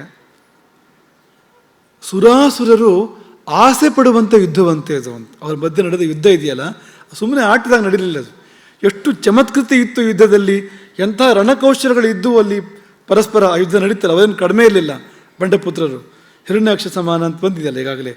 ಆ ಯುದ್ಧ ದೇವಾಸುರರಿಗೆ ಆಸೆ ಹುಟ್ಟಿಸುವಂಥ ಯುದ್ಧವಾಗಿ ಅದು ಮಾರ್ಪಟ್ಟಿತು ಅಂತ. ಅದ್ಭುತವಾದ ಯುದ್ಧ ಅಲ್ಲಿ ನಡೀತು. ಆ ದೈತ್ಯರಿಗೋ ಆಶ್ಚರ್ಯವೋ ಆಶ್ಚರ್ಯ, ಇದು ಏನಪ್ಪ ಅಂತ. ಹೆಣ್ಮಕ್ಳ ಜೊತೆ ಯುದ್ಧ ಮಾಡಬೇಕು ಅಂತ ಅದನ್ನೇ ನಾಚಿಕೆ ಪಟ್ಕೊಂಡು ಬಂದಿದ್ದು. ಇದು ನೋಡಿದ್ರೆ ಹೆಣ್ಮಗಳು ಪುಟ್ಟ ಚಿಕ್ಕ ಹುಡುಗಿ ಬಂದು ಯುದ್ಧ ಮಾಡ್ತಾ ಇದ್ರಲ್ಲಿ, ಎಲ್ಲಿವರೆಗೆ ಬಂತಪ್ಪ ಇದು, ಇನ್ನು ಏನಾಗ್ತದೆ ಇನ್ನು ಅಂತ ಮುಂದೆ ಎನ್ನುವಂತೆ ಅಂತ. ಹಾಗಾಗಿ ಅತ್ಯಂತ ವಿಸ್ಮಿತ ದೈತ್ಯಾಹ, ಅತ್ಯಂತ ಆಶ್ಚರ್ಯಕ್ಕೊಳಗಾದರು ದೈತ್ಯರೆಲ್ಲ. ಕುಮಾರೀಂ ನವವರ್ಷಿಣಿ, 9 ವರ್ಷದ ಬಾಲೆಯನ್ನು ಕಂಡು, ಅದು ಪುಟ್ಟ ರಥ ಬೇರೆ, ಯುದ್ಧದ ರಥ ಅಲ್ಲ, ಆಟದ ರಥ ಅದು. ಕಿರಂತೀಂ ಶರಮಂಡಲಂ, ಹಾಗಂತ ಅವಳು ಮಾಡುವ ಕೆಲಸ ಚಿಕ್ಕದೇನಲ್ಲ, ಸರ್ವತ್ರ ಬಾಣಗಳ ಮಳೆಗರಿತಾ ಇದ್ದಾಳೆ. ನೀವು ಚಿತ್ರದಲ್ಲಿ ನೋಡ್ತಾ ಇದ್ದೀರಿ, ಹಂಸದ ರಥದಲ್ಲಿ ಕುಳಿತು ಬಾಲೆ ಬಿಡಿಸ್ತಾ ಇರೋಳು ಬಾಲೆಯೇ, ಅದನ್ನು ಚಿತ್ರವೂ ಬಾಲೆ ಇದ್ದೆ. ಹಾಗೆ ತುಂಬ ಸುಂದರವಾಗಿ ಬಾಲಾಂಬಿಕೆಯನ್ನು ನಮ್ಮ ಚಿತ್ರಲಕ್ಷ್ಮಿ, ಪುಟ್ಟಲಕ್ಷ್ಮಿ ಅಂತ ಕರಿತೀವಿ, ಆಕೆ ಚಿತ್ರಿಸ್ತಾ ಇದ್ದಾಳೆ ನಿಮ್ಮ ಮುಂದೆ. ಆಕೆಯ ಬಾಣಗಳಿಗೆ ಬಾಲತನ ಇಲ್ಲ ಅಂತ. ಈ ಬಾಲ ಯುದ್ಧದಲ್ಲ ಎಂಥ ಮಾತುಗಳು ಬರ್ತವೆ. ಅಭಿಮನ್ಯುವಿನ ಯುದ್ಧ, ಸ್ಕಂದನ ಯುದ್ಧ ಇಂಥದ್ದೆಲ್ಲ ಬಂದಾಗ ಶತ್ರುಗಳು ಹೇಳುವಂಥದ್ದು, ನೀನು ಸಣ್ಣವನು, ನೀನು ಹೋಗಿ ಮನೆಯಲ್ಲಿ ಆಟ ಆಡ್ತಾ ಇರು, ನೀನು ಯಾಕೆ ಯುದ್ಧಕ್ಕೆ ಬಂದೆ ಅಂತ ಅವ್ರು ಹೇಳೋದು, ಯಾರು ದೊಡ್ಡವರು ಮುಂದೆ ನಿಂತವರು. ಅದಕ್ಕೆ ಈ ಕಡೆಯಿಂದ ಉತ್ತರ, ನಾನು ಸಣ್ಣವನಿರ್ಬೋದು, ನನ್ನ ಬಾಣಗಳಿಗೆ ಸಣ್ಣತನ ಇಲ್ಲ ಅಂತ. ಇದೆಲ್ಲ ಕಾಯಮಾಗಿದೆ ಯಕ್ಷಗಾನದಲ್ಲಿ ಇಲ್ಲಿ ಕೇಳ್ತಾ ಇದೆ ಅಂಥದ್ದು ಅಂತ. ಅದೆಲ್ಲ ನೆನಪು ಮಾಡ್ಕೊಂಡು ಸಾಕು ನೀವೀಗ. ಏನು ಸಂಭಾಷಣೆ ನಡೆದಿರ್ಬೋದು ಅಂದರೆ ಅಂಥದ್ದೇ ಒಂದು ಸಂಭಾಷಣೆ ಇಲ್ಲಿ ನಡೆದಿರ್ಬೋದು ಅಂತ. ನಿಜವಾಗಿಯೂ ಅವಳ ಬಾಣಗಳಿಗೆ ಬಾಲತನ ಇರಲಿಲ್ಲ. ಹೇಗೆ ಅಭಿಮನ್ಯುವಿನ ಬಾಣಗಳಿಗೆ ಬಾಲತನ ಇರಲಿಲ್ವೋ. ಅರ್ಜುನನ 1.5 ಪಟ್ಟಿದ್ದನಂತವನು ಪರಾಕ್ರಮದಲ್ಲಿ. ಅಭಿಮನ್ಯು ಅರ್ಜುನನ 1.5 ಪಟ್ಟಿದ್ದ ಅಂತ. ಅಲ್ಲಿ ಯಾರು ಅಭಿಮನ್ಯುನ ಎದುರಿಸುವಂಥ ವೀರರು ಇರಲಿಲ್ಲ. ಇಡೀ ಕೌರವ ಸೇನೆಯಲ್ಲಿ ಅವನ ಅಪ್ಪನ ಗುರುವಿನಿಂದ ಆರಂಭ ಮಾಡಿ ಯಾರೂ ಅವನನ್ನು ಎದುರಿಸುವಂಥವ್ರು ಇರಲಿಲ್ಲ. ಹಾಗಾಗಿ ಅವರು ಕೂಟ ಯುದ್ಧವನ್ನು ಮಾಡ್ತಾರೆ ಅಭಿಮನ್ಯುವನ್ನು ಗೆಲ್ಲೋದಕ್ಕೆ ಮುಂದಕ್ಕೆ. ಅಂಥದ್ದೇ ಇದು ಅಂತ. ಇವಳು ಪರಾಕ್ರಮಕ್ಕೆ ಬಾಲತನ ಇಲ್ಲ ಅಂತ. ಎಲ್ಲಿವರೆಗೆ ಅಂದರೆ ಇವರಿಬ್ಬರು ಮಹಾ ಯುದ್ಧ ಕೌಶಲರು. ದಂಡಿನಿ ಮತ್ತು ಮಂತ್ರಿಣಿ ಇದ್ದಾರಲ್ಲ, ಅತ್ಯದ್ಭುತ ಯುದ್ಧ ಕೌಶಲ ಇದೆ. ಅವ್ರದ್ದೇ ಆದ ಸೈನ್ಯಗಳಿದ್ದಾವೆ. ಒಟ್ಟು ಲಲಿತಾದೇವಿ ಮಹಾಸೈನ್ಯ ಒಂದು ಇದ್ದೇ ಇದೆ. ಅದಲ್ಲದೆ ಅವರದ್ದೇ ಪ್ರತ್ಯೇಕ ಸೈನ್ಯಗಳಿದ್ದಾವೆ. ಅಂಥವರವರು ಈ ಬಾಲೆಗೆ ಅವಳು ಸೈನ್ಯ ಅಂತ ಇಲ್ಲ, ಈ ಅಮ್ಮನ ಸೈನ್ಯವೇ ಸೈನ್ಯವಂತೆ, ಪ್ರತ್ಯೇಕ ಸೈನ್ಯ ಇಲ್ವಂತೆ ಅವಳಿಗೆ. ಆದರೆ ಅಂಥ ಘನ ಪರಾಕ್ರಮಿಗಳು ಅವರಿಬ್ಬರು ಕೂಡ ಅವರು ಯುದ್ಧ ಮಾಡೋದನ್ನು ಮರೆತು ವಿಸ್ಮಯದಿಂದ ಬಿಟ್ಟ ಬಾಯಿ ಬಿಟ್ಟ ಹಾಗೆ ಅಗಲವಾಗಿ ಅರಳಿದ ಕಣ್ಣು ಅರಳಿದ ಹಾಗೆ ನೋಡ್ತಾ ನಿಂತ್ಬಿಟ್ರಂತೆ. ಅಂಥ ಯುದ್ಧವನ್ನು ಈ ಕುಮಾರಿ ಮಾಡ್ತಾಳೆ. ಅಲ್ಲಿ ಪ್ರೇಕ್ಷಕತ್ವ ಮನೋಪ್ರಾಪ್ತಿ, ಪ್ರೇಕ್ಷಕರಾಗಿಬಿಟ್ರು ಇಬ್ಬರು ಕೂಡ. ತೂಷ್ಣೀಮೇವ ಬಭೂವತು, ಇಲ್ಲಾಂದರೆ ಇವರು ಹೋಗಿ ಮುಂದಕ್ಕೆ ಹೋಗಿ ಯುದ್ಧ ಮಾಡಬೇಕು. ಮರೆತು ಹೋಯ್ತಂತೆ, ವ್ಯಾತಕ್ಕೆ ಬಂದಿದ್ದು ಏನಾಗ್ತಾ ಇದೆ ಅಂತ ಮರೆತು ಹೋಗುವಂತೆ ಆಕೆ ಯುದ್ಧ ಮಾಡ್ತಾಳೆ. ಬಾಲಾ ತ್ರಿಪುರ ಸುಂದರಿ. ಅವಳ ವೇಗ ಹೇಗಿತ್ತಂತೆ ಅಂದರೆ ಈ 30 ಬಂಡಪುತ್ರರಿಗೆ 30 ಬಾಲಾಂಬಿಕೆಯರು ಕಾಣಿಸ್ಕೊಂಡ್ರು ಅಂತ. 30 ರೂಪ ಇರಲೇಬೇಕು ಅಂತಿಲ್ಲ ಅಲ್ಲೇನು. ವೇಗ ಹೇಗಿತ್ತು ಅಂದರೆ 30ಕ್ಕೆ ಒಂದೇ ಕಡೆಯಿಂದ ಉತ್ತರ ಹೋಗ್ತಾ ಇದೆ. 30 ಜನರ ಆಯುಧಗಳಿಗೆ, ಅವರ ಪ್ರಹಾರಗಳಿಗೆ ಒಂದೇ ಕಡೆಯಿಂದ ಸಮಾನವಾಗಿ ಮಿಗಿಲಾಗಿ ಉತ್ತರ ಹೋಗ್ತಾ ಇದೆಯಲ್ಲ, 30 ಜನರ ಜೊತೆಗೆ ಯುದ್ಧ ಮಾಡಿದ ಅನುಭವ ಅವರಿಗೆ ಬರ್ತಾ ಇದೆ ಆ ಬಂಡಪುತ್ರರಿಗೆ. ಹಾಗಾಯ್ತದು ಒಂದು ಬಿಂಬಮಾಲೆಯ ಭಾಸ್ವತಃ, ಇನ್ನು ಹಾಗೆ ಆಯ್ತದು ಅಂತ. ತನ್ನ ಬಾಣಗಳು ಎಲ್ಲ ಜ್ವಾಲಾಮುಖ, ಆ ಬಾಣಗಳಿಗೆಲ್ಲ ಬೆಂಕಿ ತುದಿಯಲ್ಲಿ ಅಂಥ ಬಾಣಗಳ ಮೂಲಕವಾಗಿ ಆ ಬಂಡಪುತ್ರರ ಕವಚಗಳನ್ನು ಭೇದಿಸ್ತಾ, ಅವರ ಮರ್ಮಸ್ಥಳಗಳನ್ನು ಸುಡುತ್ತಾ ಭೇದಿಸ್ತಾ ದೇವತೆಗಳಿಗೆ ಕೂಡ ಆಶ್ಚರ್ಯವಂತರ್ಥ ಆಕೆ ಯುದ್ಧ ಮಾಡ್ತಾ ಇದ್ದಾಳೆ. ಅದರ ಮಧ್ಯದಲ್ಲಿ ಈ ಮಂತ್ರಿಣಿ ಮತ್ತು ದಂಡನಾಥ ಇವರು ಶಾಭಾಸ ಅಂತ ಮಧ್ಯದಲ್ಲಿ ಭೇಷ್ ಮಾಡಬೇಕು ಹೀಗೆ ಯುದ್ಧವನ್ನು, ಸರಿ ಆಯಿತು ಅಂತ ಅವ್ರ ಮಧ್ಯದಲ್ಲಿ ಅವರ ಸಾಧುವಾದಗಳು ಬೇರೆ ಅಂತ. ಹೀಗೆ ಆ ಲಘು ಹಸ್ತೆ ಅದ್ಭುತ ಯುದ್ಧವನ್ನು ಮಾಡಿದಳು. ಒಂದು ಇಡೀ ದಿವಸ ಯುದ್ಧ ಮಾಡ್ತಾಳೆ. ಸೂರ್ಯೋದಯದಿಂದ ಸೂರ್ಯಾಸ್ತದವರೆಗೆ ಇಡೀ ದಿನದ ಯುದ್ಧ ಬಾಲಾ ಯುದ್ಧ ಅದು ಅಂತ. ಅವಳಿಗೆ ಬಳಲಿಕೆ ಆಗಲಿಲ್ಲ ಅಂತ. ಹಿಂದೆ ಒಂದು ದಿನ ಯುದ್ಧ ನಡೆದಿದೆ, 2ನೇ ದಿವಸ ಇದು. ಹಿಂದಿನ ದಿನದ ಯುದ್ಧದಲ್ಲಿ ಆ ದುರ್ಮದನ ಯುದ್ಧ, ಅದು ಸಂಪತ್ಕರಿ ದೇವಿ ಮಾಡುವಂಥದ್ದು. ಕುರುಂಡನ ಯುದ್ಧ, ಅದು ಅಶ್ವಾರೂಢ ದೇವಿ ಮಾಡುವಂಥದ್ದು. ಕರಂಕಾದಿಗಳ ಯುದ್ಧ, ಅದು ನಕುಲೇಶ್ವರಿ ಮಾಡುವಂಥದ್ದು. ಬಲಾಹಕಾದಿಗಳ ಯುದ್ಧ ಅದರ ನಂತರ ಅದು ತಿರಸ್ಕರಣೆ ಮಾಡುವಂಥದ್ದು. ಇದಾದ ಮೇಲೆ ವಿಷಂಗಾದಿಗಳ ಯುದ್ಧ ರಾತ್ರಿ ನಡೆದಿರ್ತಕ್ಕಂಥದ್ದು ಅಲ್ಲಿ, ಅದು ನಿತ್ಯರು ಮಾಡುವಂಥದ್ದು. ಇಷ್ಟು ಯುದ್ಧ ಹಿಂದಿನ ದಿವಸ ನಡೆದಿದೆ. ಇಷ್ಟಕ್ಕೆ ಸಮಾನ ಈ ಒಂದು ಯುದ್ಧ ಇದು ಅಂತ. ಇಡೀ ದಿನ ಇದೇ ನಡೀತು ಅಂತ. ಅಸ್ತ್ರ ಪ್ರತ್ಯಸ್ತ್ರಗಳು, ಅವರು ಯಾವ್ಯಾವ ಅಸ್ತ್ರ ಪ್ರಯೋಗ ಮಾಡಿದ್ರೆ ಇವಳು ಪ್ರತ್ಯಸ್ತ್ರ ಇದೆ ಅಂತ. ಅದಕ್ಕೆ ಅಮ್ಮ ಹೇಳಿದ್ದೇನೋ ಹೌದು, ನೀನು ಮನ್ಮನೆ ನೀನು ಕಲ್ತಿದ್ದು ಅಂತ. ಮನ್ಮನೆ ಕಲ್ತಿದ್ದು ಚೆನ್ನಾಗಿ ನೆನಪಿದೆ, ಅದು ಯಾವುದು ಮರೆತಿಲ್ಲ ಆಕೆಗೆ ಅಂತ. ಮುಖ ಕೆಂಪು ಕಮಲದಂತೆ, ಕೋಪದ ಮುಖ ಅದು ಅಂತ. ಕೊನೆಯಲ್ಲಿ ಎಷ್ಟೊತ್ತು ಆಟಾಡಿ ಬೇಜಾರು ಬರ್ತದಲ್ವ ಮಕ್ಕಳಿಗಾದರೂ ಕೂಡ. ನಾರಾಯಣಾಸ್ತ್ರವನ್ನು ಪ್ರಯೋಗ ಮಾಡ್ತಾರೆ ಅವಳು. ಅದರ ಮೂಲಕವಾಗಿ 200 ಅಕ್ಷೋಹಿಣಿ ಸೈನ್ಯಗಳನ್ನು ಭಸ್ಮ ಮಾಡಿದಳು ಒಂದೇ ಒಂದು ಅಸ್ತ್ರದ ಮೂಲಕವಾಗಿ. ಅವಳು ಸೋದರ ಮಾವ. ನಾರಾಯಣಾಸ್ತ್ರ ಅಂದರೆ ಏನು? ಲಲಿತಾದೇವಿ ಅಣ್ಣ ಅಲ್ವಾ ನಾರಾಯಣ. ಹಾಗಾಗಿ ಸೋದರ ಮಾವನನ್ನು ಕರೆದಳು ಯುದ್ಧಕ್ಕೆ ಅಂತ ಅನ್ಬೋದು ನಾವು ಬೇಕಾದ್ರೆ. ಇನ್ನೊಂದು ಭಾಷೆಯಲ್ಲಿ ಹೇಳೋದಾದರೆ ಹಾಗೆ ಹೇಳ್ಬೋದು ಅಂತ. ನಾರಾಯಣಾಸ್ತ್ರದ ಮೂಲಕವಾಗಿ ಸಂಪೂರ್ಣವಾಗಿ ಭಸ್ಮಸಾತ್ ಮಾಡಿ ಇಡೀ ಅಕ್ಷೋಹಿಣಿ ಸೈನ್ಯವನ್ನು, ಬಂಡಪುತ್ರರಿಗೆ ಕೋಪ ಬರುವಂತೆ ಮಾಡ್ತಾಳೆ. ಅವರೆಲ್ಲ ಒಟ್ಟಿಗೆ ಬಂದು ಬಿದ್ದರಂತೆ. ಸಿಟ್ಟಿಗೆ ಬುದ್ಧಿ ಕೊಟ್ಟು ಏನಾದರೂ ಮಾಡಲೇಬೇಕೀಗ, ಇಲ್ಲಿವರೆಗೆ ಬಂತು, ಈಗ ಜೊತೆ ಯುದ್ಧ ಮಾಡಬೇಕು ಅನ್ನೋದೇ ದೊಡ್ಡ ಅವಮಾನ.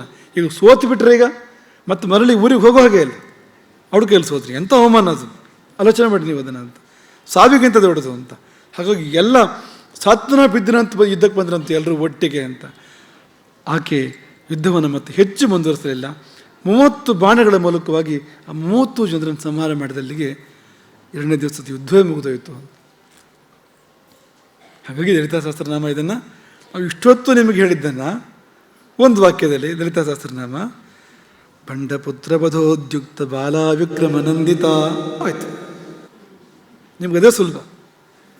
ಈ ನಮ್ಮ ಪ್ರವಚನಕ್ಕೆ ಬಂದರೆ 1 ಗಂಟೆ ಕೂತ್ಕೋಬೇಕಾಗ್ತದೆ. ನಿಮ್ಗೆ 1 ನಿಮಿಷದಲ್ಲಿ, 1 ಅರ್ಧ ನಿಮಿಷದಲ್ಲಿ ಮುಗಿದೋಗ್ತದೆ ನಿಮಗಿದು. ಒಂದು ಬಂಡಪುತ್ರ ವಧೋದ್ಯುಕ್ತ ಬಾಲಾ ವಿಕ್ರಮ ನಂದಿತ. ಇನ್ಮೇಲೆ ಅರ್ಚನೆ ಮಾಡಬೇಕಾದ್ರೆ ಅಲ್ಲಿ ಒಲೆ ಮೇಲೆ ಹಾಲಿನ ಇತ್ತು, ಅದಕ್ಕಿಂತ ಗಂಭೀರ ವಿಷಯಗಳಿದ್ದಾವೆ. ನಾವು ಅದರಲ್ಲಿ ಹೇಳಲಿಕ್ಕೆ ಹೋಗ್ತಾ ಇಲ್ಲ, ನಾವು ಅದನ್ನು ಬೇಡ ಅಂತ ಬಿಟ್ಟಿದ್ದೀವಿ. ಅದನ್ನೆಲ್ಲ ಚಿಕ್ಕದನ್ನು ಹೇಳ್ತಾ ಇದ್ದೀವಿ ನಾವು. ಕರು ಕೊಟ್ಟಿದ್ರೋ ಇಲ್ವಾ?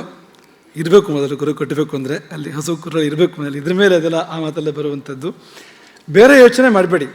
ಈ ಪಂಕ್ತಿ ಬಂದಾಗ ಆ ಬಾಲಾದೇವಿ 9 ವರ್ಷದ ಆ ಪುಟ್ಟ ಬಾಲಿಕೆ ಎಂಥ ಸುಂದರ ರೂಪ ಅದು ಅಂತ.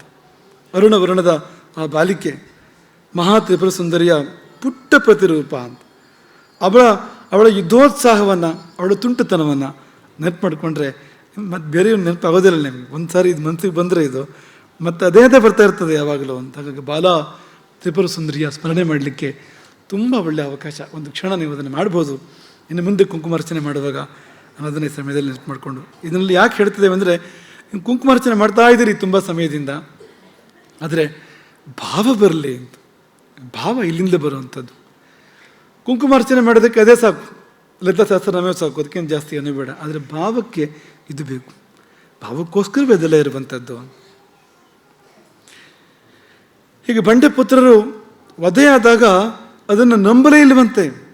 ಅಲ್ಲಿ ಸೇರಿರ್ತಕ್ಕಂಥ ದೊಡ್ಡ ದೊಡ್ಡ ತಲೆಗಳು, ಹೌದಾ ಇದಾಗಿದ್ದು ಅಂತ. ಏನು ಕಾದಿದ್ದಪ್ಪ ಮುಂದೆ ನಮಗೆಲ್ಲ ಈ ಬಂಡೆ ಪುತ್ರರ ಮುಂದೆ ಅವರು ಪ್ರವರ್ಧಮಾನಕ್ಕೆ ಬಂದಾಗ ಎನ್ನುವಂತೆ ಇದ್ವು. 30 ಹಿರಣ್ಯಾಕ್ಷರ ಒಟ್ಟಿಗೆ ಇದ್ದ ಹಾಗೆ ಅಂತ. ಮುಗ್ದ ಹೋಯ್ತಲ್ಲ ಅವರ ಕತೆ, ಹೌದಾ ಆಗಿದ್ದಿದ್ದು, ಈ ಪುಟ್ಟ ಬಾಲೆ ಮಾಡಿದ್ದು ಎಂಬುದಾಗಿ ಅತ್ಯಂತ ವಿಸ್ಮಯ ಆವಿಷ್ಟಾಹ ಹೂಮಳೆಗರೆದರು.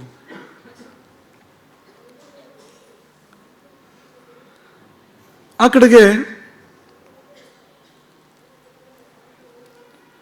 ದಂಡನಾಥ ಮತ್ತು ಶ್ಯಾಮಲಾದೇವಿಯವರು ಬಂದು ಬಾಚಿ ತಬ್ಕೊಂಡ್ರಂತೆ ಅವರಿಬ್ಬರನ್ನು ಕೂಡ ಅಂತ. ಮಂತ್ರಿಣಿ ದಂಡನಾಥಾಭ್ಯಾಮ್ ಆಲಿಂಕಿತ ಭೃಶಂಬದ ಬಲಸೆಳೆದು ಬಾಚಿ ತಪ್ಕೊಂಡ್ರಂತೆ. ಅದು ಅವರಿಗೆ ಎಷ್ಟು ಸಂತೋಷ ಆಗಿರ್ಬೋದು, ಪಾರವೇ ಇಲ್ಲ ಅದಕ್ಕೆ ಅಂತ. ಇನ್ನು ಶಕ್ತಿಯರು ನರ್ತನ ಮಾಡಿದರು.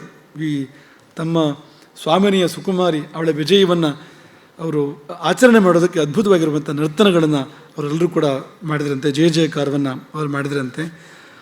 ಅಲ್ಲಿ ಲಲಿತಾದೇವಿಗೆ ಕ್ಷಣ ಕ್ಷಣ ವರದಿ ಹೋಗ್ತಾ ಇತ್ತಂತೆ ಇಲ್ಲಿ ಅಂತ. ಅದೊಂದು ಹೇಳಲಿಕ್ಕೆ ಬಿಟ್ಟು ಹೋಯ್ತು ನಿಮಗೆ. ಯುದ್ಧ ನಡಿಬೇಕಾದ್ರೆ ಒಂದು ಬಾಣ ಬಿಟ್ಟರೆ ಒಂದು ವರದಿ ಹೋಯಿತು, ಒಂದು ಬಾಣ ಬಂದರೆ ಒಂದು ವರದಿ ಹೋಯಿತು ಅನ್ನೋ ಹಾಗೆ ಕ್ಷಣ ಕ್ಷಣಕ್ಕೂ ಅಲ್ಲಿ ವರದಿ ಹೋಗ್ತಾ ಇತ್ತಂತೆ. ಅವಳು ಅತ್ಯಂತ ಕುತೂಹಲದಿಂದ, ಒಂದು ತಾಯಿಗೆ ಸಹಜವಾದ ಆತಂಕದಿಂದ ಏನಾಯಿತು ನಮ್ಮ ಮಗಳ ಕತೆ ಅಂತ ಅವಳು ಕೂತಿದ್ರೆ ಅದು ವರದಿ ಹೋಗ್ತಾ ಇತ್ತು. ಕೊನೆಯ ವರದಿ ಕೊಡಲಿಕ್ಕೆ ಮಗಳನ್ನು ಕರ್ಕೊಂಡು ಹೋಗ್ತಾರೆ, ಬಾಲೆಯನ್ನು ಕರ್ಕೊಂಡು ದಂಡನಾಥ ದೇವಿ ಮತ್ತು ಶ್ಯಾಮಲಾಂಬಿಕೆಯರೆಲ್ಲ ಒಟ್ಟಿಗೆ ಹೋಗ್ತಾರೆ. ಅಲ್ಲಿ ಸಿಂಹಾಸನದಲ್ಲಿ ಕುಳಿತಿದ್ದ ದೇವಿಗೆ ಗರ್ವದಲ್ಲಿ ನಮಸ್ಕಾರ ಮಾಡಿದರು ಅಂತ. ಇದು ಅಪರೂಪ. ಇದು ಗರ್ವದಲ್ಲಿ ನಮಸ್ಕಾರ ಮಾಡಲಿಕ್ಕಾಗೋದಿಲ್ಲ. ನಮಸ್ಕಾರ ಮಾಡಬೇಕಾದ್ರೆ ಗರ್ವ ಎಲ್ಲ ಹುಡುಗಬೇಕು. ಹಾಗಾಗಿ ದೇವಸ್ಥಾನಗಳಲ್ಲಿ ಬೆಟ್ಟದ ಮೇಲೆ ಯಾಕಿದೆ ಅಂದರೆ, ಹೊಳೆದಾಟಿ ಯಾಕೆ ಹೋಗಬೇಕು ಅಂದರೆ ನಮ್ಮ ಸೊಕ್ಕೆಲ್ಲ ಇಳಿಬೇಕಲ್ಲ, ಅದಕ್ಕೋಸ್ಕರ ಇರುವಂಥದ್ದು. ಸೊಕ್ಕೆಲ್ಲ ಇಳಿದ ಮೇಲೆ ದೇವರ ಆಶೀರ್ವಾದ ಸಿಗುವಂಥದ್ದು ನಮಗೆ. ಈಗೆಲ್ಲ ಬೇರೆ ಬೇರೆ ವ್ಯವಸ್ಥೆ ಮಾಡ್ಕೊಂಡ್ಬಿಟ್ಟಿದ್ದೀವಿ ನಾವೀಗ. ತಿರುಪತಿ ಬೆಟ್ಟ ಹತ್ತಿ ಹೋದರೆ ನಿಜವಾದ ಭಕ್ತಿ ಬರ್ತದೆ ದೇವರ ಹತ್ರ ಹೋಗುವಾಗ. ನೀವು ಜುಮ್ ಅಂತ ಯಾವುದೋ ಒಂದು ವಾಹನದಲ್ಲಿ ಹೋಗಿ ಹಿಡಿದ್ರೆ ಅಲ್ಲಿ ಭಕ್ತಿ ಏನು ಮುಂದಿನ ನೆನಪಾಗ್ತಾ ಇರ್ತದೆ ನಿಮಗೆ ಅಂತ ಆಮೇಲೆ ಅಂತ. ಹಾಗೆ ಆ ಶ್ರಮ, ನಮ್ಮ ಆ ಮದ ಇದೆಯಲ್ಲ, ಅದು ಗೊತ್ತಿದೆಯೋ ನಮ್ಮ ಧಾತುಗಳಲ್ಲಿರ್ಬೋದು, ಸೊಕ್ಕು ಮೈಲಿರ್ಬೋದು, ಅದೆಲ್ಲ ಇಳಿದಾಗ ನಿಜವಾದ ದರ್ಶನ ಆಗುವಂಥದ್ದು ಅಂತ. ಹಾಗಾಗಿ ನಮಸ್ಕಾರ ಮಾಡಬೇಕಾದ್ರೆ ಸೊಕ್ಕಿರುವ ಪ್ರಶ್ನೆ ಇಲ್ಲ. ಮತ್ತು ಈ ದೇವಿಯರು ಆ ದೇವಿಗೆ ಸೊಕ್ಕಿನಿಂದ ನಮಸ್ಕಾರ ಮಾಡುವ ಚಿತ್ರವೇ ಇಲ್ಲ. ಒಂದು ಪ್ರಸಂಗ ಬಂತು ನೋಡಿ ಅಂತ. ನಿಮ್ಗೆ ಗೊತ್ತಿದೆ ಇದು ಯಾಕೆ ಅಂತ. ಹೆಮ್ಮೆ, ಆ ಯುವರಾಜ್ಞೆಯ ಬಗ್ಗೆ ಅತೀವವಾದ ಹೆಮ್ಮೆ ತುಂಬಿದೆ. ಅದರ ಆ ಹೆಮ್ಮೆಯ ಜೊತೆಗೆ ನಮಸ್ಕಾರ ಮಾಡ್ತಾ ಇದ್ದಾರೆ ಅವರು. ಮತ್ತು ಭಾರಿ ಸಂತೋಷವಾಗಿ ಆ ಕಥೆ ಹೇಳ್ತಾ ಇದ್ದಾರೆ, ಹೀಗೆಲ್ಲ ನಡೀತು ಹಾಗೆಲ್ಲ ನಡೀತು ಅಂತ. ಆ ಕುಮಾರಿಕೆಯ ಪರಾಕ್ರಮವನ್ನು, ಬಾಲೆಯ ಪರಾಕ್ರಮವನ್ನು ಅವರೆಲ್ಲ ಹೇಳ್ತಾ ಇದ್ದಾರೆ. ಹೇಳಿ ಬೇಗ ಬೇಗ ಹೊರಗೆ ಬಂದ್ರಂತೆ ಎಲ್ಲರೂ ಕೂಡ. ಯಾಕೆಂದರೆ ಅಮ್ಮ ಮಗಳು ಅವ್ರು ಮುಂದುವರಿಸ್ಕೊಳ್ಳಿ ಅಂತ, ಅವ್ರಿಗೆ ಏಕಾಂತ ಸಿಗಲಿ ಅಂತ ಈ ಕಡೆ ಬಂದರು, ಏಕಾಂತವನ್ನು ಮಾಡಿಕೊಟ್ರು ಎಂಬುದಾಗಿ ಪುನರ್ಗತಾಹ ಅಂತ ಅಲ್ಲಿ ಅದನ್ನು ತುಂಬ ಸುಂದರವಾಗಿ ನಿರೂಪಣೆ ಮಾಡಿದ್ದಾರೆ. ಆಕೆಯಂತೂ ಇಷ್ಟು ಸಂತೋಷಪಟ್ಟಲಂತೆ ಲಲಿತಾಂಬಿಕೆ ತನ್ನ ಮಗಳ ಆ ಸಾಹಸವನ್ನು ಕೇಳಿ ಮಡಿಲಿಗೆ ಏರಿಸಿಕೊಂಡು ಬಾಲೆಯನ್ನು, ಬಾಲಾ ತ್ರಿಪುರ ಸುಂದರಿಯನ್ನು, ಮಹಾ ತ್ರಿಪುರ ಸುಂದರಿ ಮಡಿಲಿಗೆ ಏರಿಸಿಕೊಂಡು ಮುಟ್ಟಿತ ಮೈಯೆಲ್ಲ ತಾಯಿ ಮಮತೆ ನೋಡಿದು. ಈ ಹಸು ಕರುವನ್ನು ನೆಕ್ಕುವ ಹಾಗೆ ಅಂತ, ಪ್ರೀತಿಯಿಂದ ಅಂತ ಮೈಯೆಲ್ಲ ತುಂಬ ಪ್ರೀತಿಯಿಂದ ಮುಟ್ಟಿತ ನೆತ್ತಿಯನ್ನು ಆಘ್ರಾಣಿಸಿ ಹೃಷ್ಟ ಅಂತ ತುಂಬ ಸಂತೋಷಪಟ್ಟಳು ಲಲಿತಾಂಬಿಕೆ ಅಂತ. ಸರ್ವತ್ರ ವಿಸ್ಮಯ ಕೆಲಸ ಮಾಡಿತು, ಎಲ್ಲಿ ನೋಡಿದ್ರು ವಿಸ್ಮಯ ಅಂತ. ಒಂದು ಬಾಲಾ ಪ್ರಕರಣ ಇದು ಅಂತ, ತುಂಬ ಸಂತೋಷ ಕೊಡುವಂಥದ್ದು, ಕಲ್ಪಿಸಿಕೊಂಡ್ರೆ ಸಾಕು ತುಂಬ ಆನಂದ ಕೊಡುವಂಥ ಒಂದು ಪ್ರಕರಣ ಬಾಲಾ ತ್ರಿಪುರ ಸುಂದರಿಯ ಪ್ರಕರಣ. ಹಾಗಾಗಿ ನೀವೆಲ್ಲರೂ, ನಿಮಗೆ ಭಾವಕ್ಕೆ ಒಂದು ಭರಪೂರ ಅವಕಾಶ ಇದೆ. ಯಾರು ನೀವು ಲಲಿತಾ ತ್ರಿಪುರ ಸುಂದರಿಯ ಭಕ್ತರೋ ನಿಮಗೆ ತುಂಬ ಭಾವ ಕೊಡುವಂಥದ್ದು, ಭಾವದ ಒಂದು ಪ್ರವಾಹವನ್ನೇ ಕೊಡುವಂಥದ್ದು ಇದು ಅಂತ. ಹಾಗಾಗಿ ಭಾವಿಸಿ ಆ ಬಾಲ ರೂಪವನ್ನು. ಈಗ ಬಾಲಕೃಷ್ಣ ತುಂಬ ಪ್ರೀತಿಯನ್ನು ಉಂಟು ಮಾಡ್ತಾನೆ ನಮಗೆ ಅಲ್ವಾ. ಯಾಕೆಂದರೆ ಆ ದೈವತ್ವದ ಜೊತೆಯಲ್ಲಿ ಆ ತುಂಟತನ, ಆ ಬೆಣ್ಣೆ ಕದಿಯೋದು ಅಲ್ವಾ, ಇದೆಲ್ಲ ಎಷ್ಟು ಸೇರಿ ಒಂದು ಒಂದು ಸಂತೋಷ ಕೊಡ್ತದೆ ಅಂದರೆ ಅದ್ರ ರೀತಿಯೇ ಬೇರೆ ಅದು ಅಂತ. ಹಾಗೆ ಈ ಬಾಲಾ ತ್ರಿಪುರ ಸುಂದರಿ ಎನ್ನುವಂಥದ್ದು ಅಂಥ ಸಂತೋಷವನ್ನು ಕೊಡುವಂಥದ್ದು ಅಂತ. ಮತ್ತು ತುಂಬ ಅದ್ಭುತವಾಗಿರುವಂಥ ದೇವತಾ ಸನ್ನಿಧಿ ಕೂಡ ಹೌದು, ಅಸಾಮಾನ್ಯವಾದ ದೇವತಾ ಸನ್ನಿಧಿ ಕೂಡ ಹೌದು ಅಂತ. ಹಾಗಾಗಿ ಸರ್ವವಿದ್ಯಾ ಮಹಾಖನಿ, ಯಾರಿಗೆ ವಿದ್ಯೆ ಒಲಿಬೇಕು ಅವರು ಈ ದೇವಿಯನ್ನು ಸ್ಮರಣೆ ಮಾಡಬೇಕು, ಈ ದೇವಿಯನ್ನು ಭಾವಿಸಬೇಕು. ವಿದ್ಯೆಯನ್ನು ಕೊಡ್ತಾಳೆ ಅವಳು, ನೀವು ಏನೇನೋ ಕೊಡ್ತಾಳೆ ಅವಳೇನು ಕೊಡ್ತಾಳೆ, ಇವಳು ಎಲ್ಲವನ್ನೂ ಇವಳು ಕೊಡಬಾರಳು. ಅದರದ್ದೇ ಮತ್ತೊಂದು ರೂಪ ಇದು ಅಂತ. ಹಾಗಾಗಿ ಅವಳನ್ನು ಭಾವಿಸಿ ಇಂದಿನ ಲಲಿತೋಪಾಖ್ಯಾನದ ಪ್ರವಚನಕ್ಕೆ ನಾವೊಂದು ಪರ್ಯವಸಾನವನ್ನು ನೀಡೋಣ. ಇದು ನಾವು ಮತ್ತೆ ಮತ್ತೆ ಹೇಳಿದ್ದನ್ನೇ ಹೇಳುವ ಹಾಗೆ ತಪ್ಪೇನಿಲ್ಲ. ಇದು ಈ ಅನುಷ್ಠಾನ ಅಂದರೆ ಹಾಗೆ ಅದನ್ನು ಮತ್ತೆ ಮತ್ತೆ ಮಾಡಬೇಕು ನಾವು ಅದನ್ನು ಅಂತ. ನಾವು ಮತ್ತೆ ಮತ್ತೆ ಹೇಳಿದ್ರೆ ನೀವು ಬೇಜಾರು ಮಾಡ್ಕೊಳ್ಳೋ ಹಾಗಿಲ್ಲ. ಈಗ ನಮಃ ಶಿವಾಯ ಒಂದು ಸತಿ ಹೇಳಿದ್ರೆ ಸಾಕ, ಹೇಳ್ತಾ ಇರು ಅಂತ. ಶಿವ ಒಲಿದು ಬರುವವರೆಗೆ ಹೇಳ್ತಾ ಇರ್ಬೇಕಾದ್ರೆ ನಾವು ಒಂದು ಸ್ತೋತ್ರ ನಿತ್ಯ ಪಠನೆ ಮಾಡ್ತೀರಿ. ಬೇಜಾರು ಬಂತು ಅಂತಿದೆಯಾ ನಿಮಗದು? ಬೇಜಾರು ಬರ್ತದೆ, ಬರೋದಿಲ್ಲ ಅಂತಿದ್ದಿಲ್ಲ. ಅದು ಬರೆದಿದ್ದರೆ ಚೆಂದ, ಅದು ಬರೆದಿರಬೇಕು ಅದೊಂದು. ಅದಕ್ಕೆ ಭಾವ ಬೇಕು, ತುಂಬ ಭಾವ ಇದ್ದಾಗ ಬೇಸರ ಬರೋದಿಲ್ಲ ಅಂತ. ಭಾವ ಬೇಕು ತುಂಬ. ಹಾಗಾಗಿ ನಾವು ಮತ್ತೆ ಮತ್ತೆ ಅದನ್ನೇ ಹೇಳ್ತೇವೆ, ಭಾವಿಸಿ ಇದನ್ನು ಚರ್ವಣೆ ಮಾಡಿ ಆಸ್ವಾದನೆ ಮಾಡಿ, ನಿಮಗದು ತುಂಬ ಆನಂದವನ್ನು ಕೊಡ್ಬೋದು. ಇಲ್ಲಿಂದ ಮುಂದಿನ ಕಥಾಘಟ್ಟ ಅದು ವಿಚಿತ್ರವಾದ ತಿರುವನ್ನು ತಗೊಳ್ತದೆ. ಅದು ಕೊನೆ ಹಂತಕ್ಕೆ ಬಂದಿದ್ದೆ ನಾವೀಗ. ಹಾಗಾಗಿ 2 ದಿನ ನಾಳೆ ನಡೆದು ಕೂಡ ಈ ಪ್ರವಚನ ಮುಂದುವರಿತದೆ. ಅದಕ್ಕೆ 2 ಕಾರಣಗಳು. ಒಂದು ವೇಳೆ ಇಲ್ಲದಿದ್ದರೆ ನಾಳೆ ನಡೆದು ಖಾಲಿ ಇರ್ತಿತ್ತು ಈ ಸ್ಥಾನ ಇದು ಅಂತ. ಅದು ಒಂದು. ನಮಗೂ ಕೆಲಸ ಇಲ್ಲ, ನಿಮಗೂ ಕೆಲಸ ಇಲ್ಲ, ಹಾಗಾಗಿಬಿಡ್ತದೆ ನೋಡಿ ಅಂತ. ನಮಗೂ ಬಾಯಿಗೆ ಕೆಲಸ ಬೇಕು, ನಿಮಗೂ ಕಿವಿ ಕೆಲಸ ಬೇಕು ಅಂತ. ನಿಮಗೂ ಬೇರೆ ಕೆಲಸ ಇದೆ, ಇಲ್ಲ ಅಂತಲ್ಲ. ನಮಗೂ ಸ್ವಲ್ಪ ಬೇರೆ ಕೆಲಸ ಇದೆ, ಇಲ್ಲ ಅಂತಲ್ಲ. ಆದರೆ ಈ ಕೆಲಸ ಬೇಕು ಅಂತ. ಹಾಗಾಗಿ ನಾಳೆ ನಡೆದು ಇದನ್ನು ನಾವು 2 ದಿನಕ್ಕೆ ಮುಂದುವರಿಸ್ತಾ ಇದ್ದೇವೆ. ಮತ್ತೆ ಮುಂದುವರಿಸೋದಕ್ಕಿಲ್ಲ, ದ್ವಾದಶಿಗೆ ಬೇರೆ ಬೇರೆ ಕಾರ್ಯಕ್ರಮಗಳಿದೆ. ಅಲ್ಲಿಗೆ ಇದು ಪರ್ಯವಸಾನ ಆಗಬೇಕು. ಇನ್ನೊಂದು 2-3 ಪ್ರಕರಣಗಳು ಇರುವಂಥದ್ದು, ಮುಖ್ಯವಾಗಿ ಒಂದು 3-4 ಪ್ರಕರಣ ಇರುವಂಥದ್ದು. ಅದು ಈ 2 ದಿನಕ್ಕೆ ಸಾಕಾಗ್ಬೋದು ಅಂತ ಅಂದ್ಕೊಳ್ತೇವೆ ನಾವು. ಹಾಗಾಗಿ ನಾಳೆಯ ಆ ಕಥಾಘಟ್ಟ, ನಾಳೆ ಗಣನಾಥನ ಒಂದು ಪ್ರಾದುರ್ಭಾವ ಇದೆ. ಅದು ಕೂಡ ತುಂಬ ಸುಂದರವಾಗಿರ್ತಕ್ಕಂಥ ಕಥೆ. ಅದು ತುಂಬ ವಿಶಿಷ್ಟವಾಗಿ ಈ ಇನ್ನೊಂದು ಗಣಪತಿ ಕಥೆ ಇದೆ, ಗಣಪತಿ ಪ್ರಾದುರ್ಭಾವದ್ದು. ಒಂದು ಸ್ವಲ್ಪ ಅದು ಕೆಲವು ಕಡೆ ಬೇಜಾರಾಗೋದುಂಟು ಆ ಕಥೆ. ಇದು ಆ ಥರ ಇಲ್ಲ. ಇದು ತುಂಬ ಹೃದಯಂಗಮವಾದ ಗಣಪತಿಯ ಪ್ರಾದುರ್ಭಾವದ ಒಂದು ಕಥಾನಕದ ಮೂಲಕವಾಗಿ ನಾಳೆ ಮುಂದುವರಿಯೋಣ. ಅಲ್ಲಿ ತನಕ ನಿಮಗೆಲ್ಲರಿಗೂ ಶುಭಾಶೀರ್ವಾದಗಳು. ನಿಮ್ಮ ಜೊತೆಗೆ ಸದಾ ಲಲಿತಾ ತ್ರಿಪುರ ಸುಂದರಿ ಇರಲಿ, ಬಾಲಾ ತ್ರಿಪುರ ಸುಂದರಿ ಸದಾ ಪುಟ್ಟ ಹುಡುಗಿಯಾಗಿ ನಿಮ್ಮ ಜೊತೆಯಲ್ಲಿದ್ದು ನಿಮ್ಮನ್ನು ಖುಷಿಪಡಿಸಲಿ, ಆನಂದವನ್ನು ಕೂಡ ಕೊಡಲಿ ಎಂಬುದಾಗಿ ಈ ಸಮಯದಲ್ಲಿ ನಾವು ಆ ದೇವಿಯ ಸನ್ನಿಧಿಯಲ್ಲಿ ಪ್ರಾರ್ಥನೆ ಮಾಡುವಂಥದ್ದು. ಶುಭಂ ಭೂಯಾತ್. ಹರೇ ರಾಮ.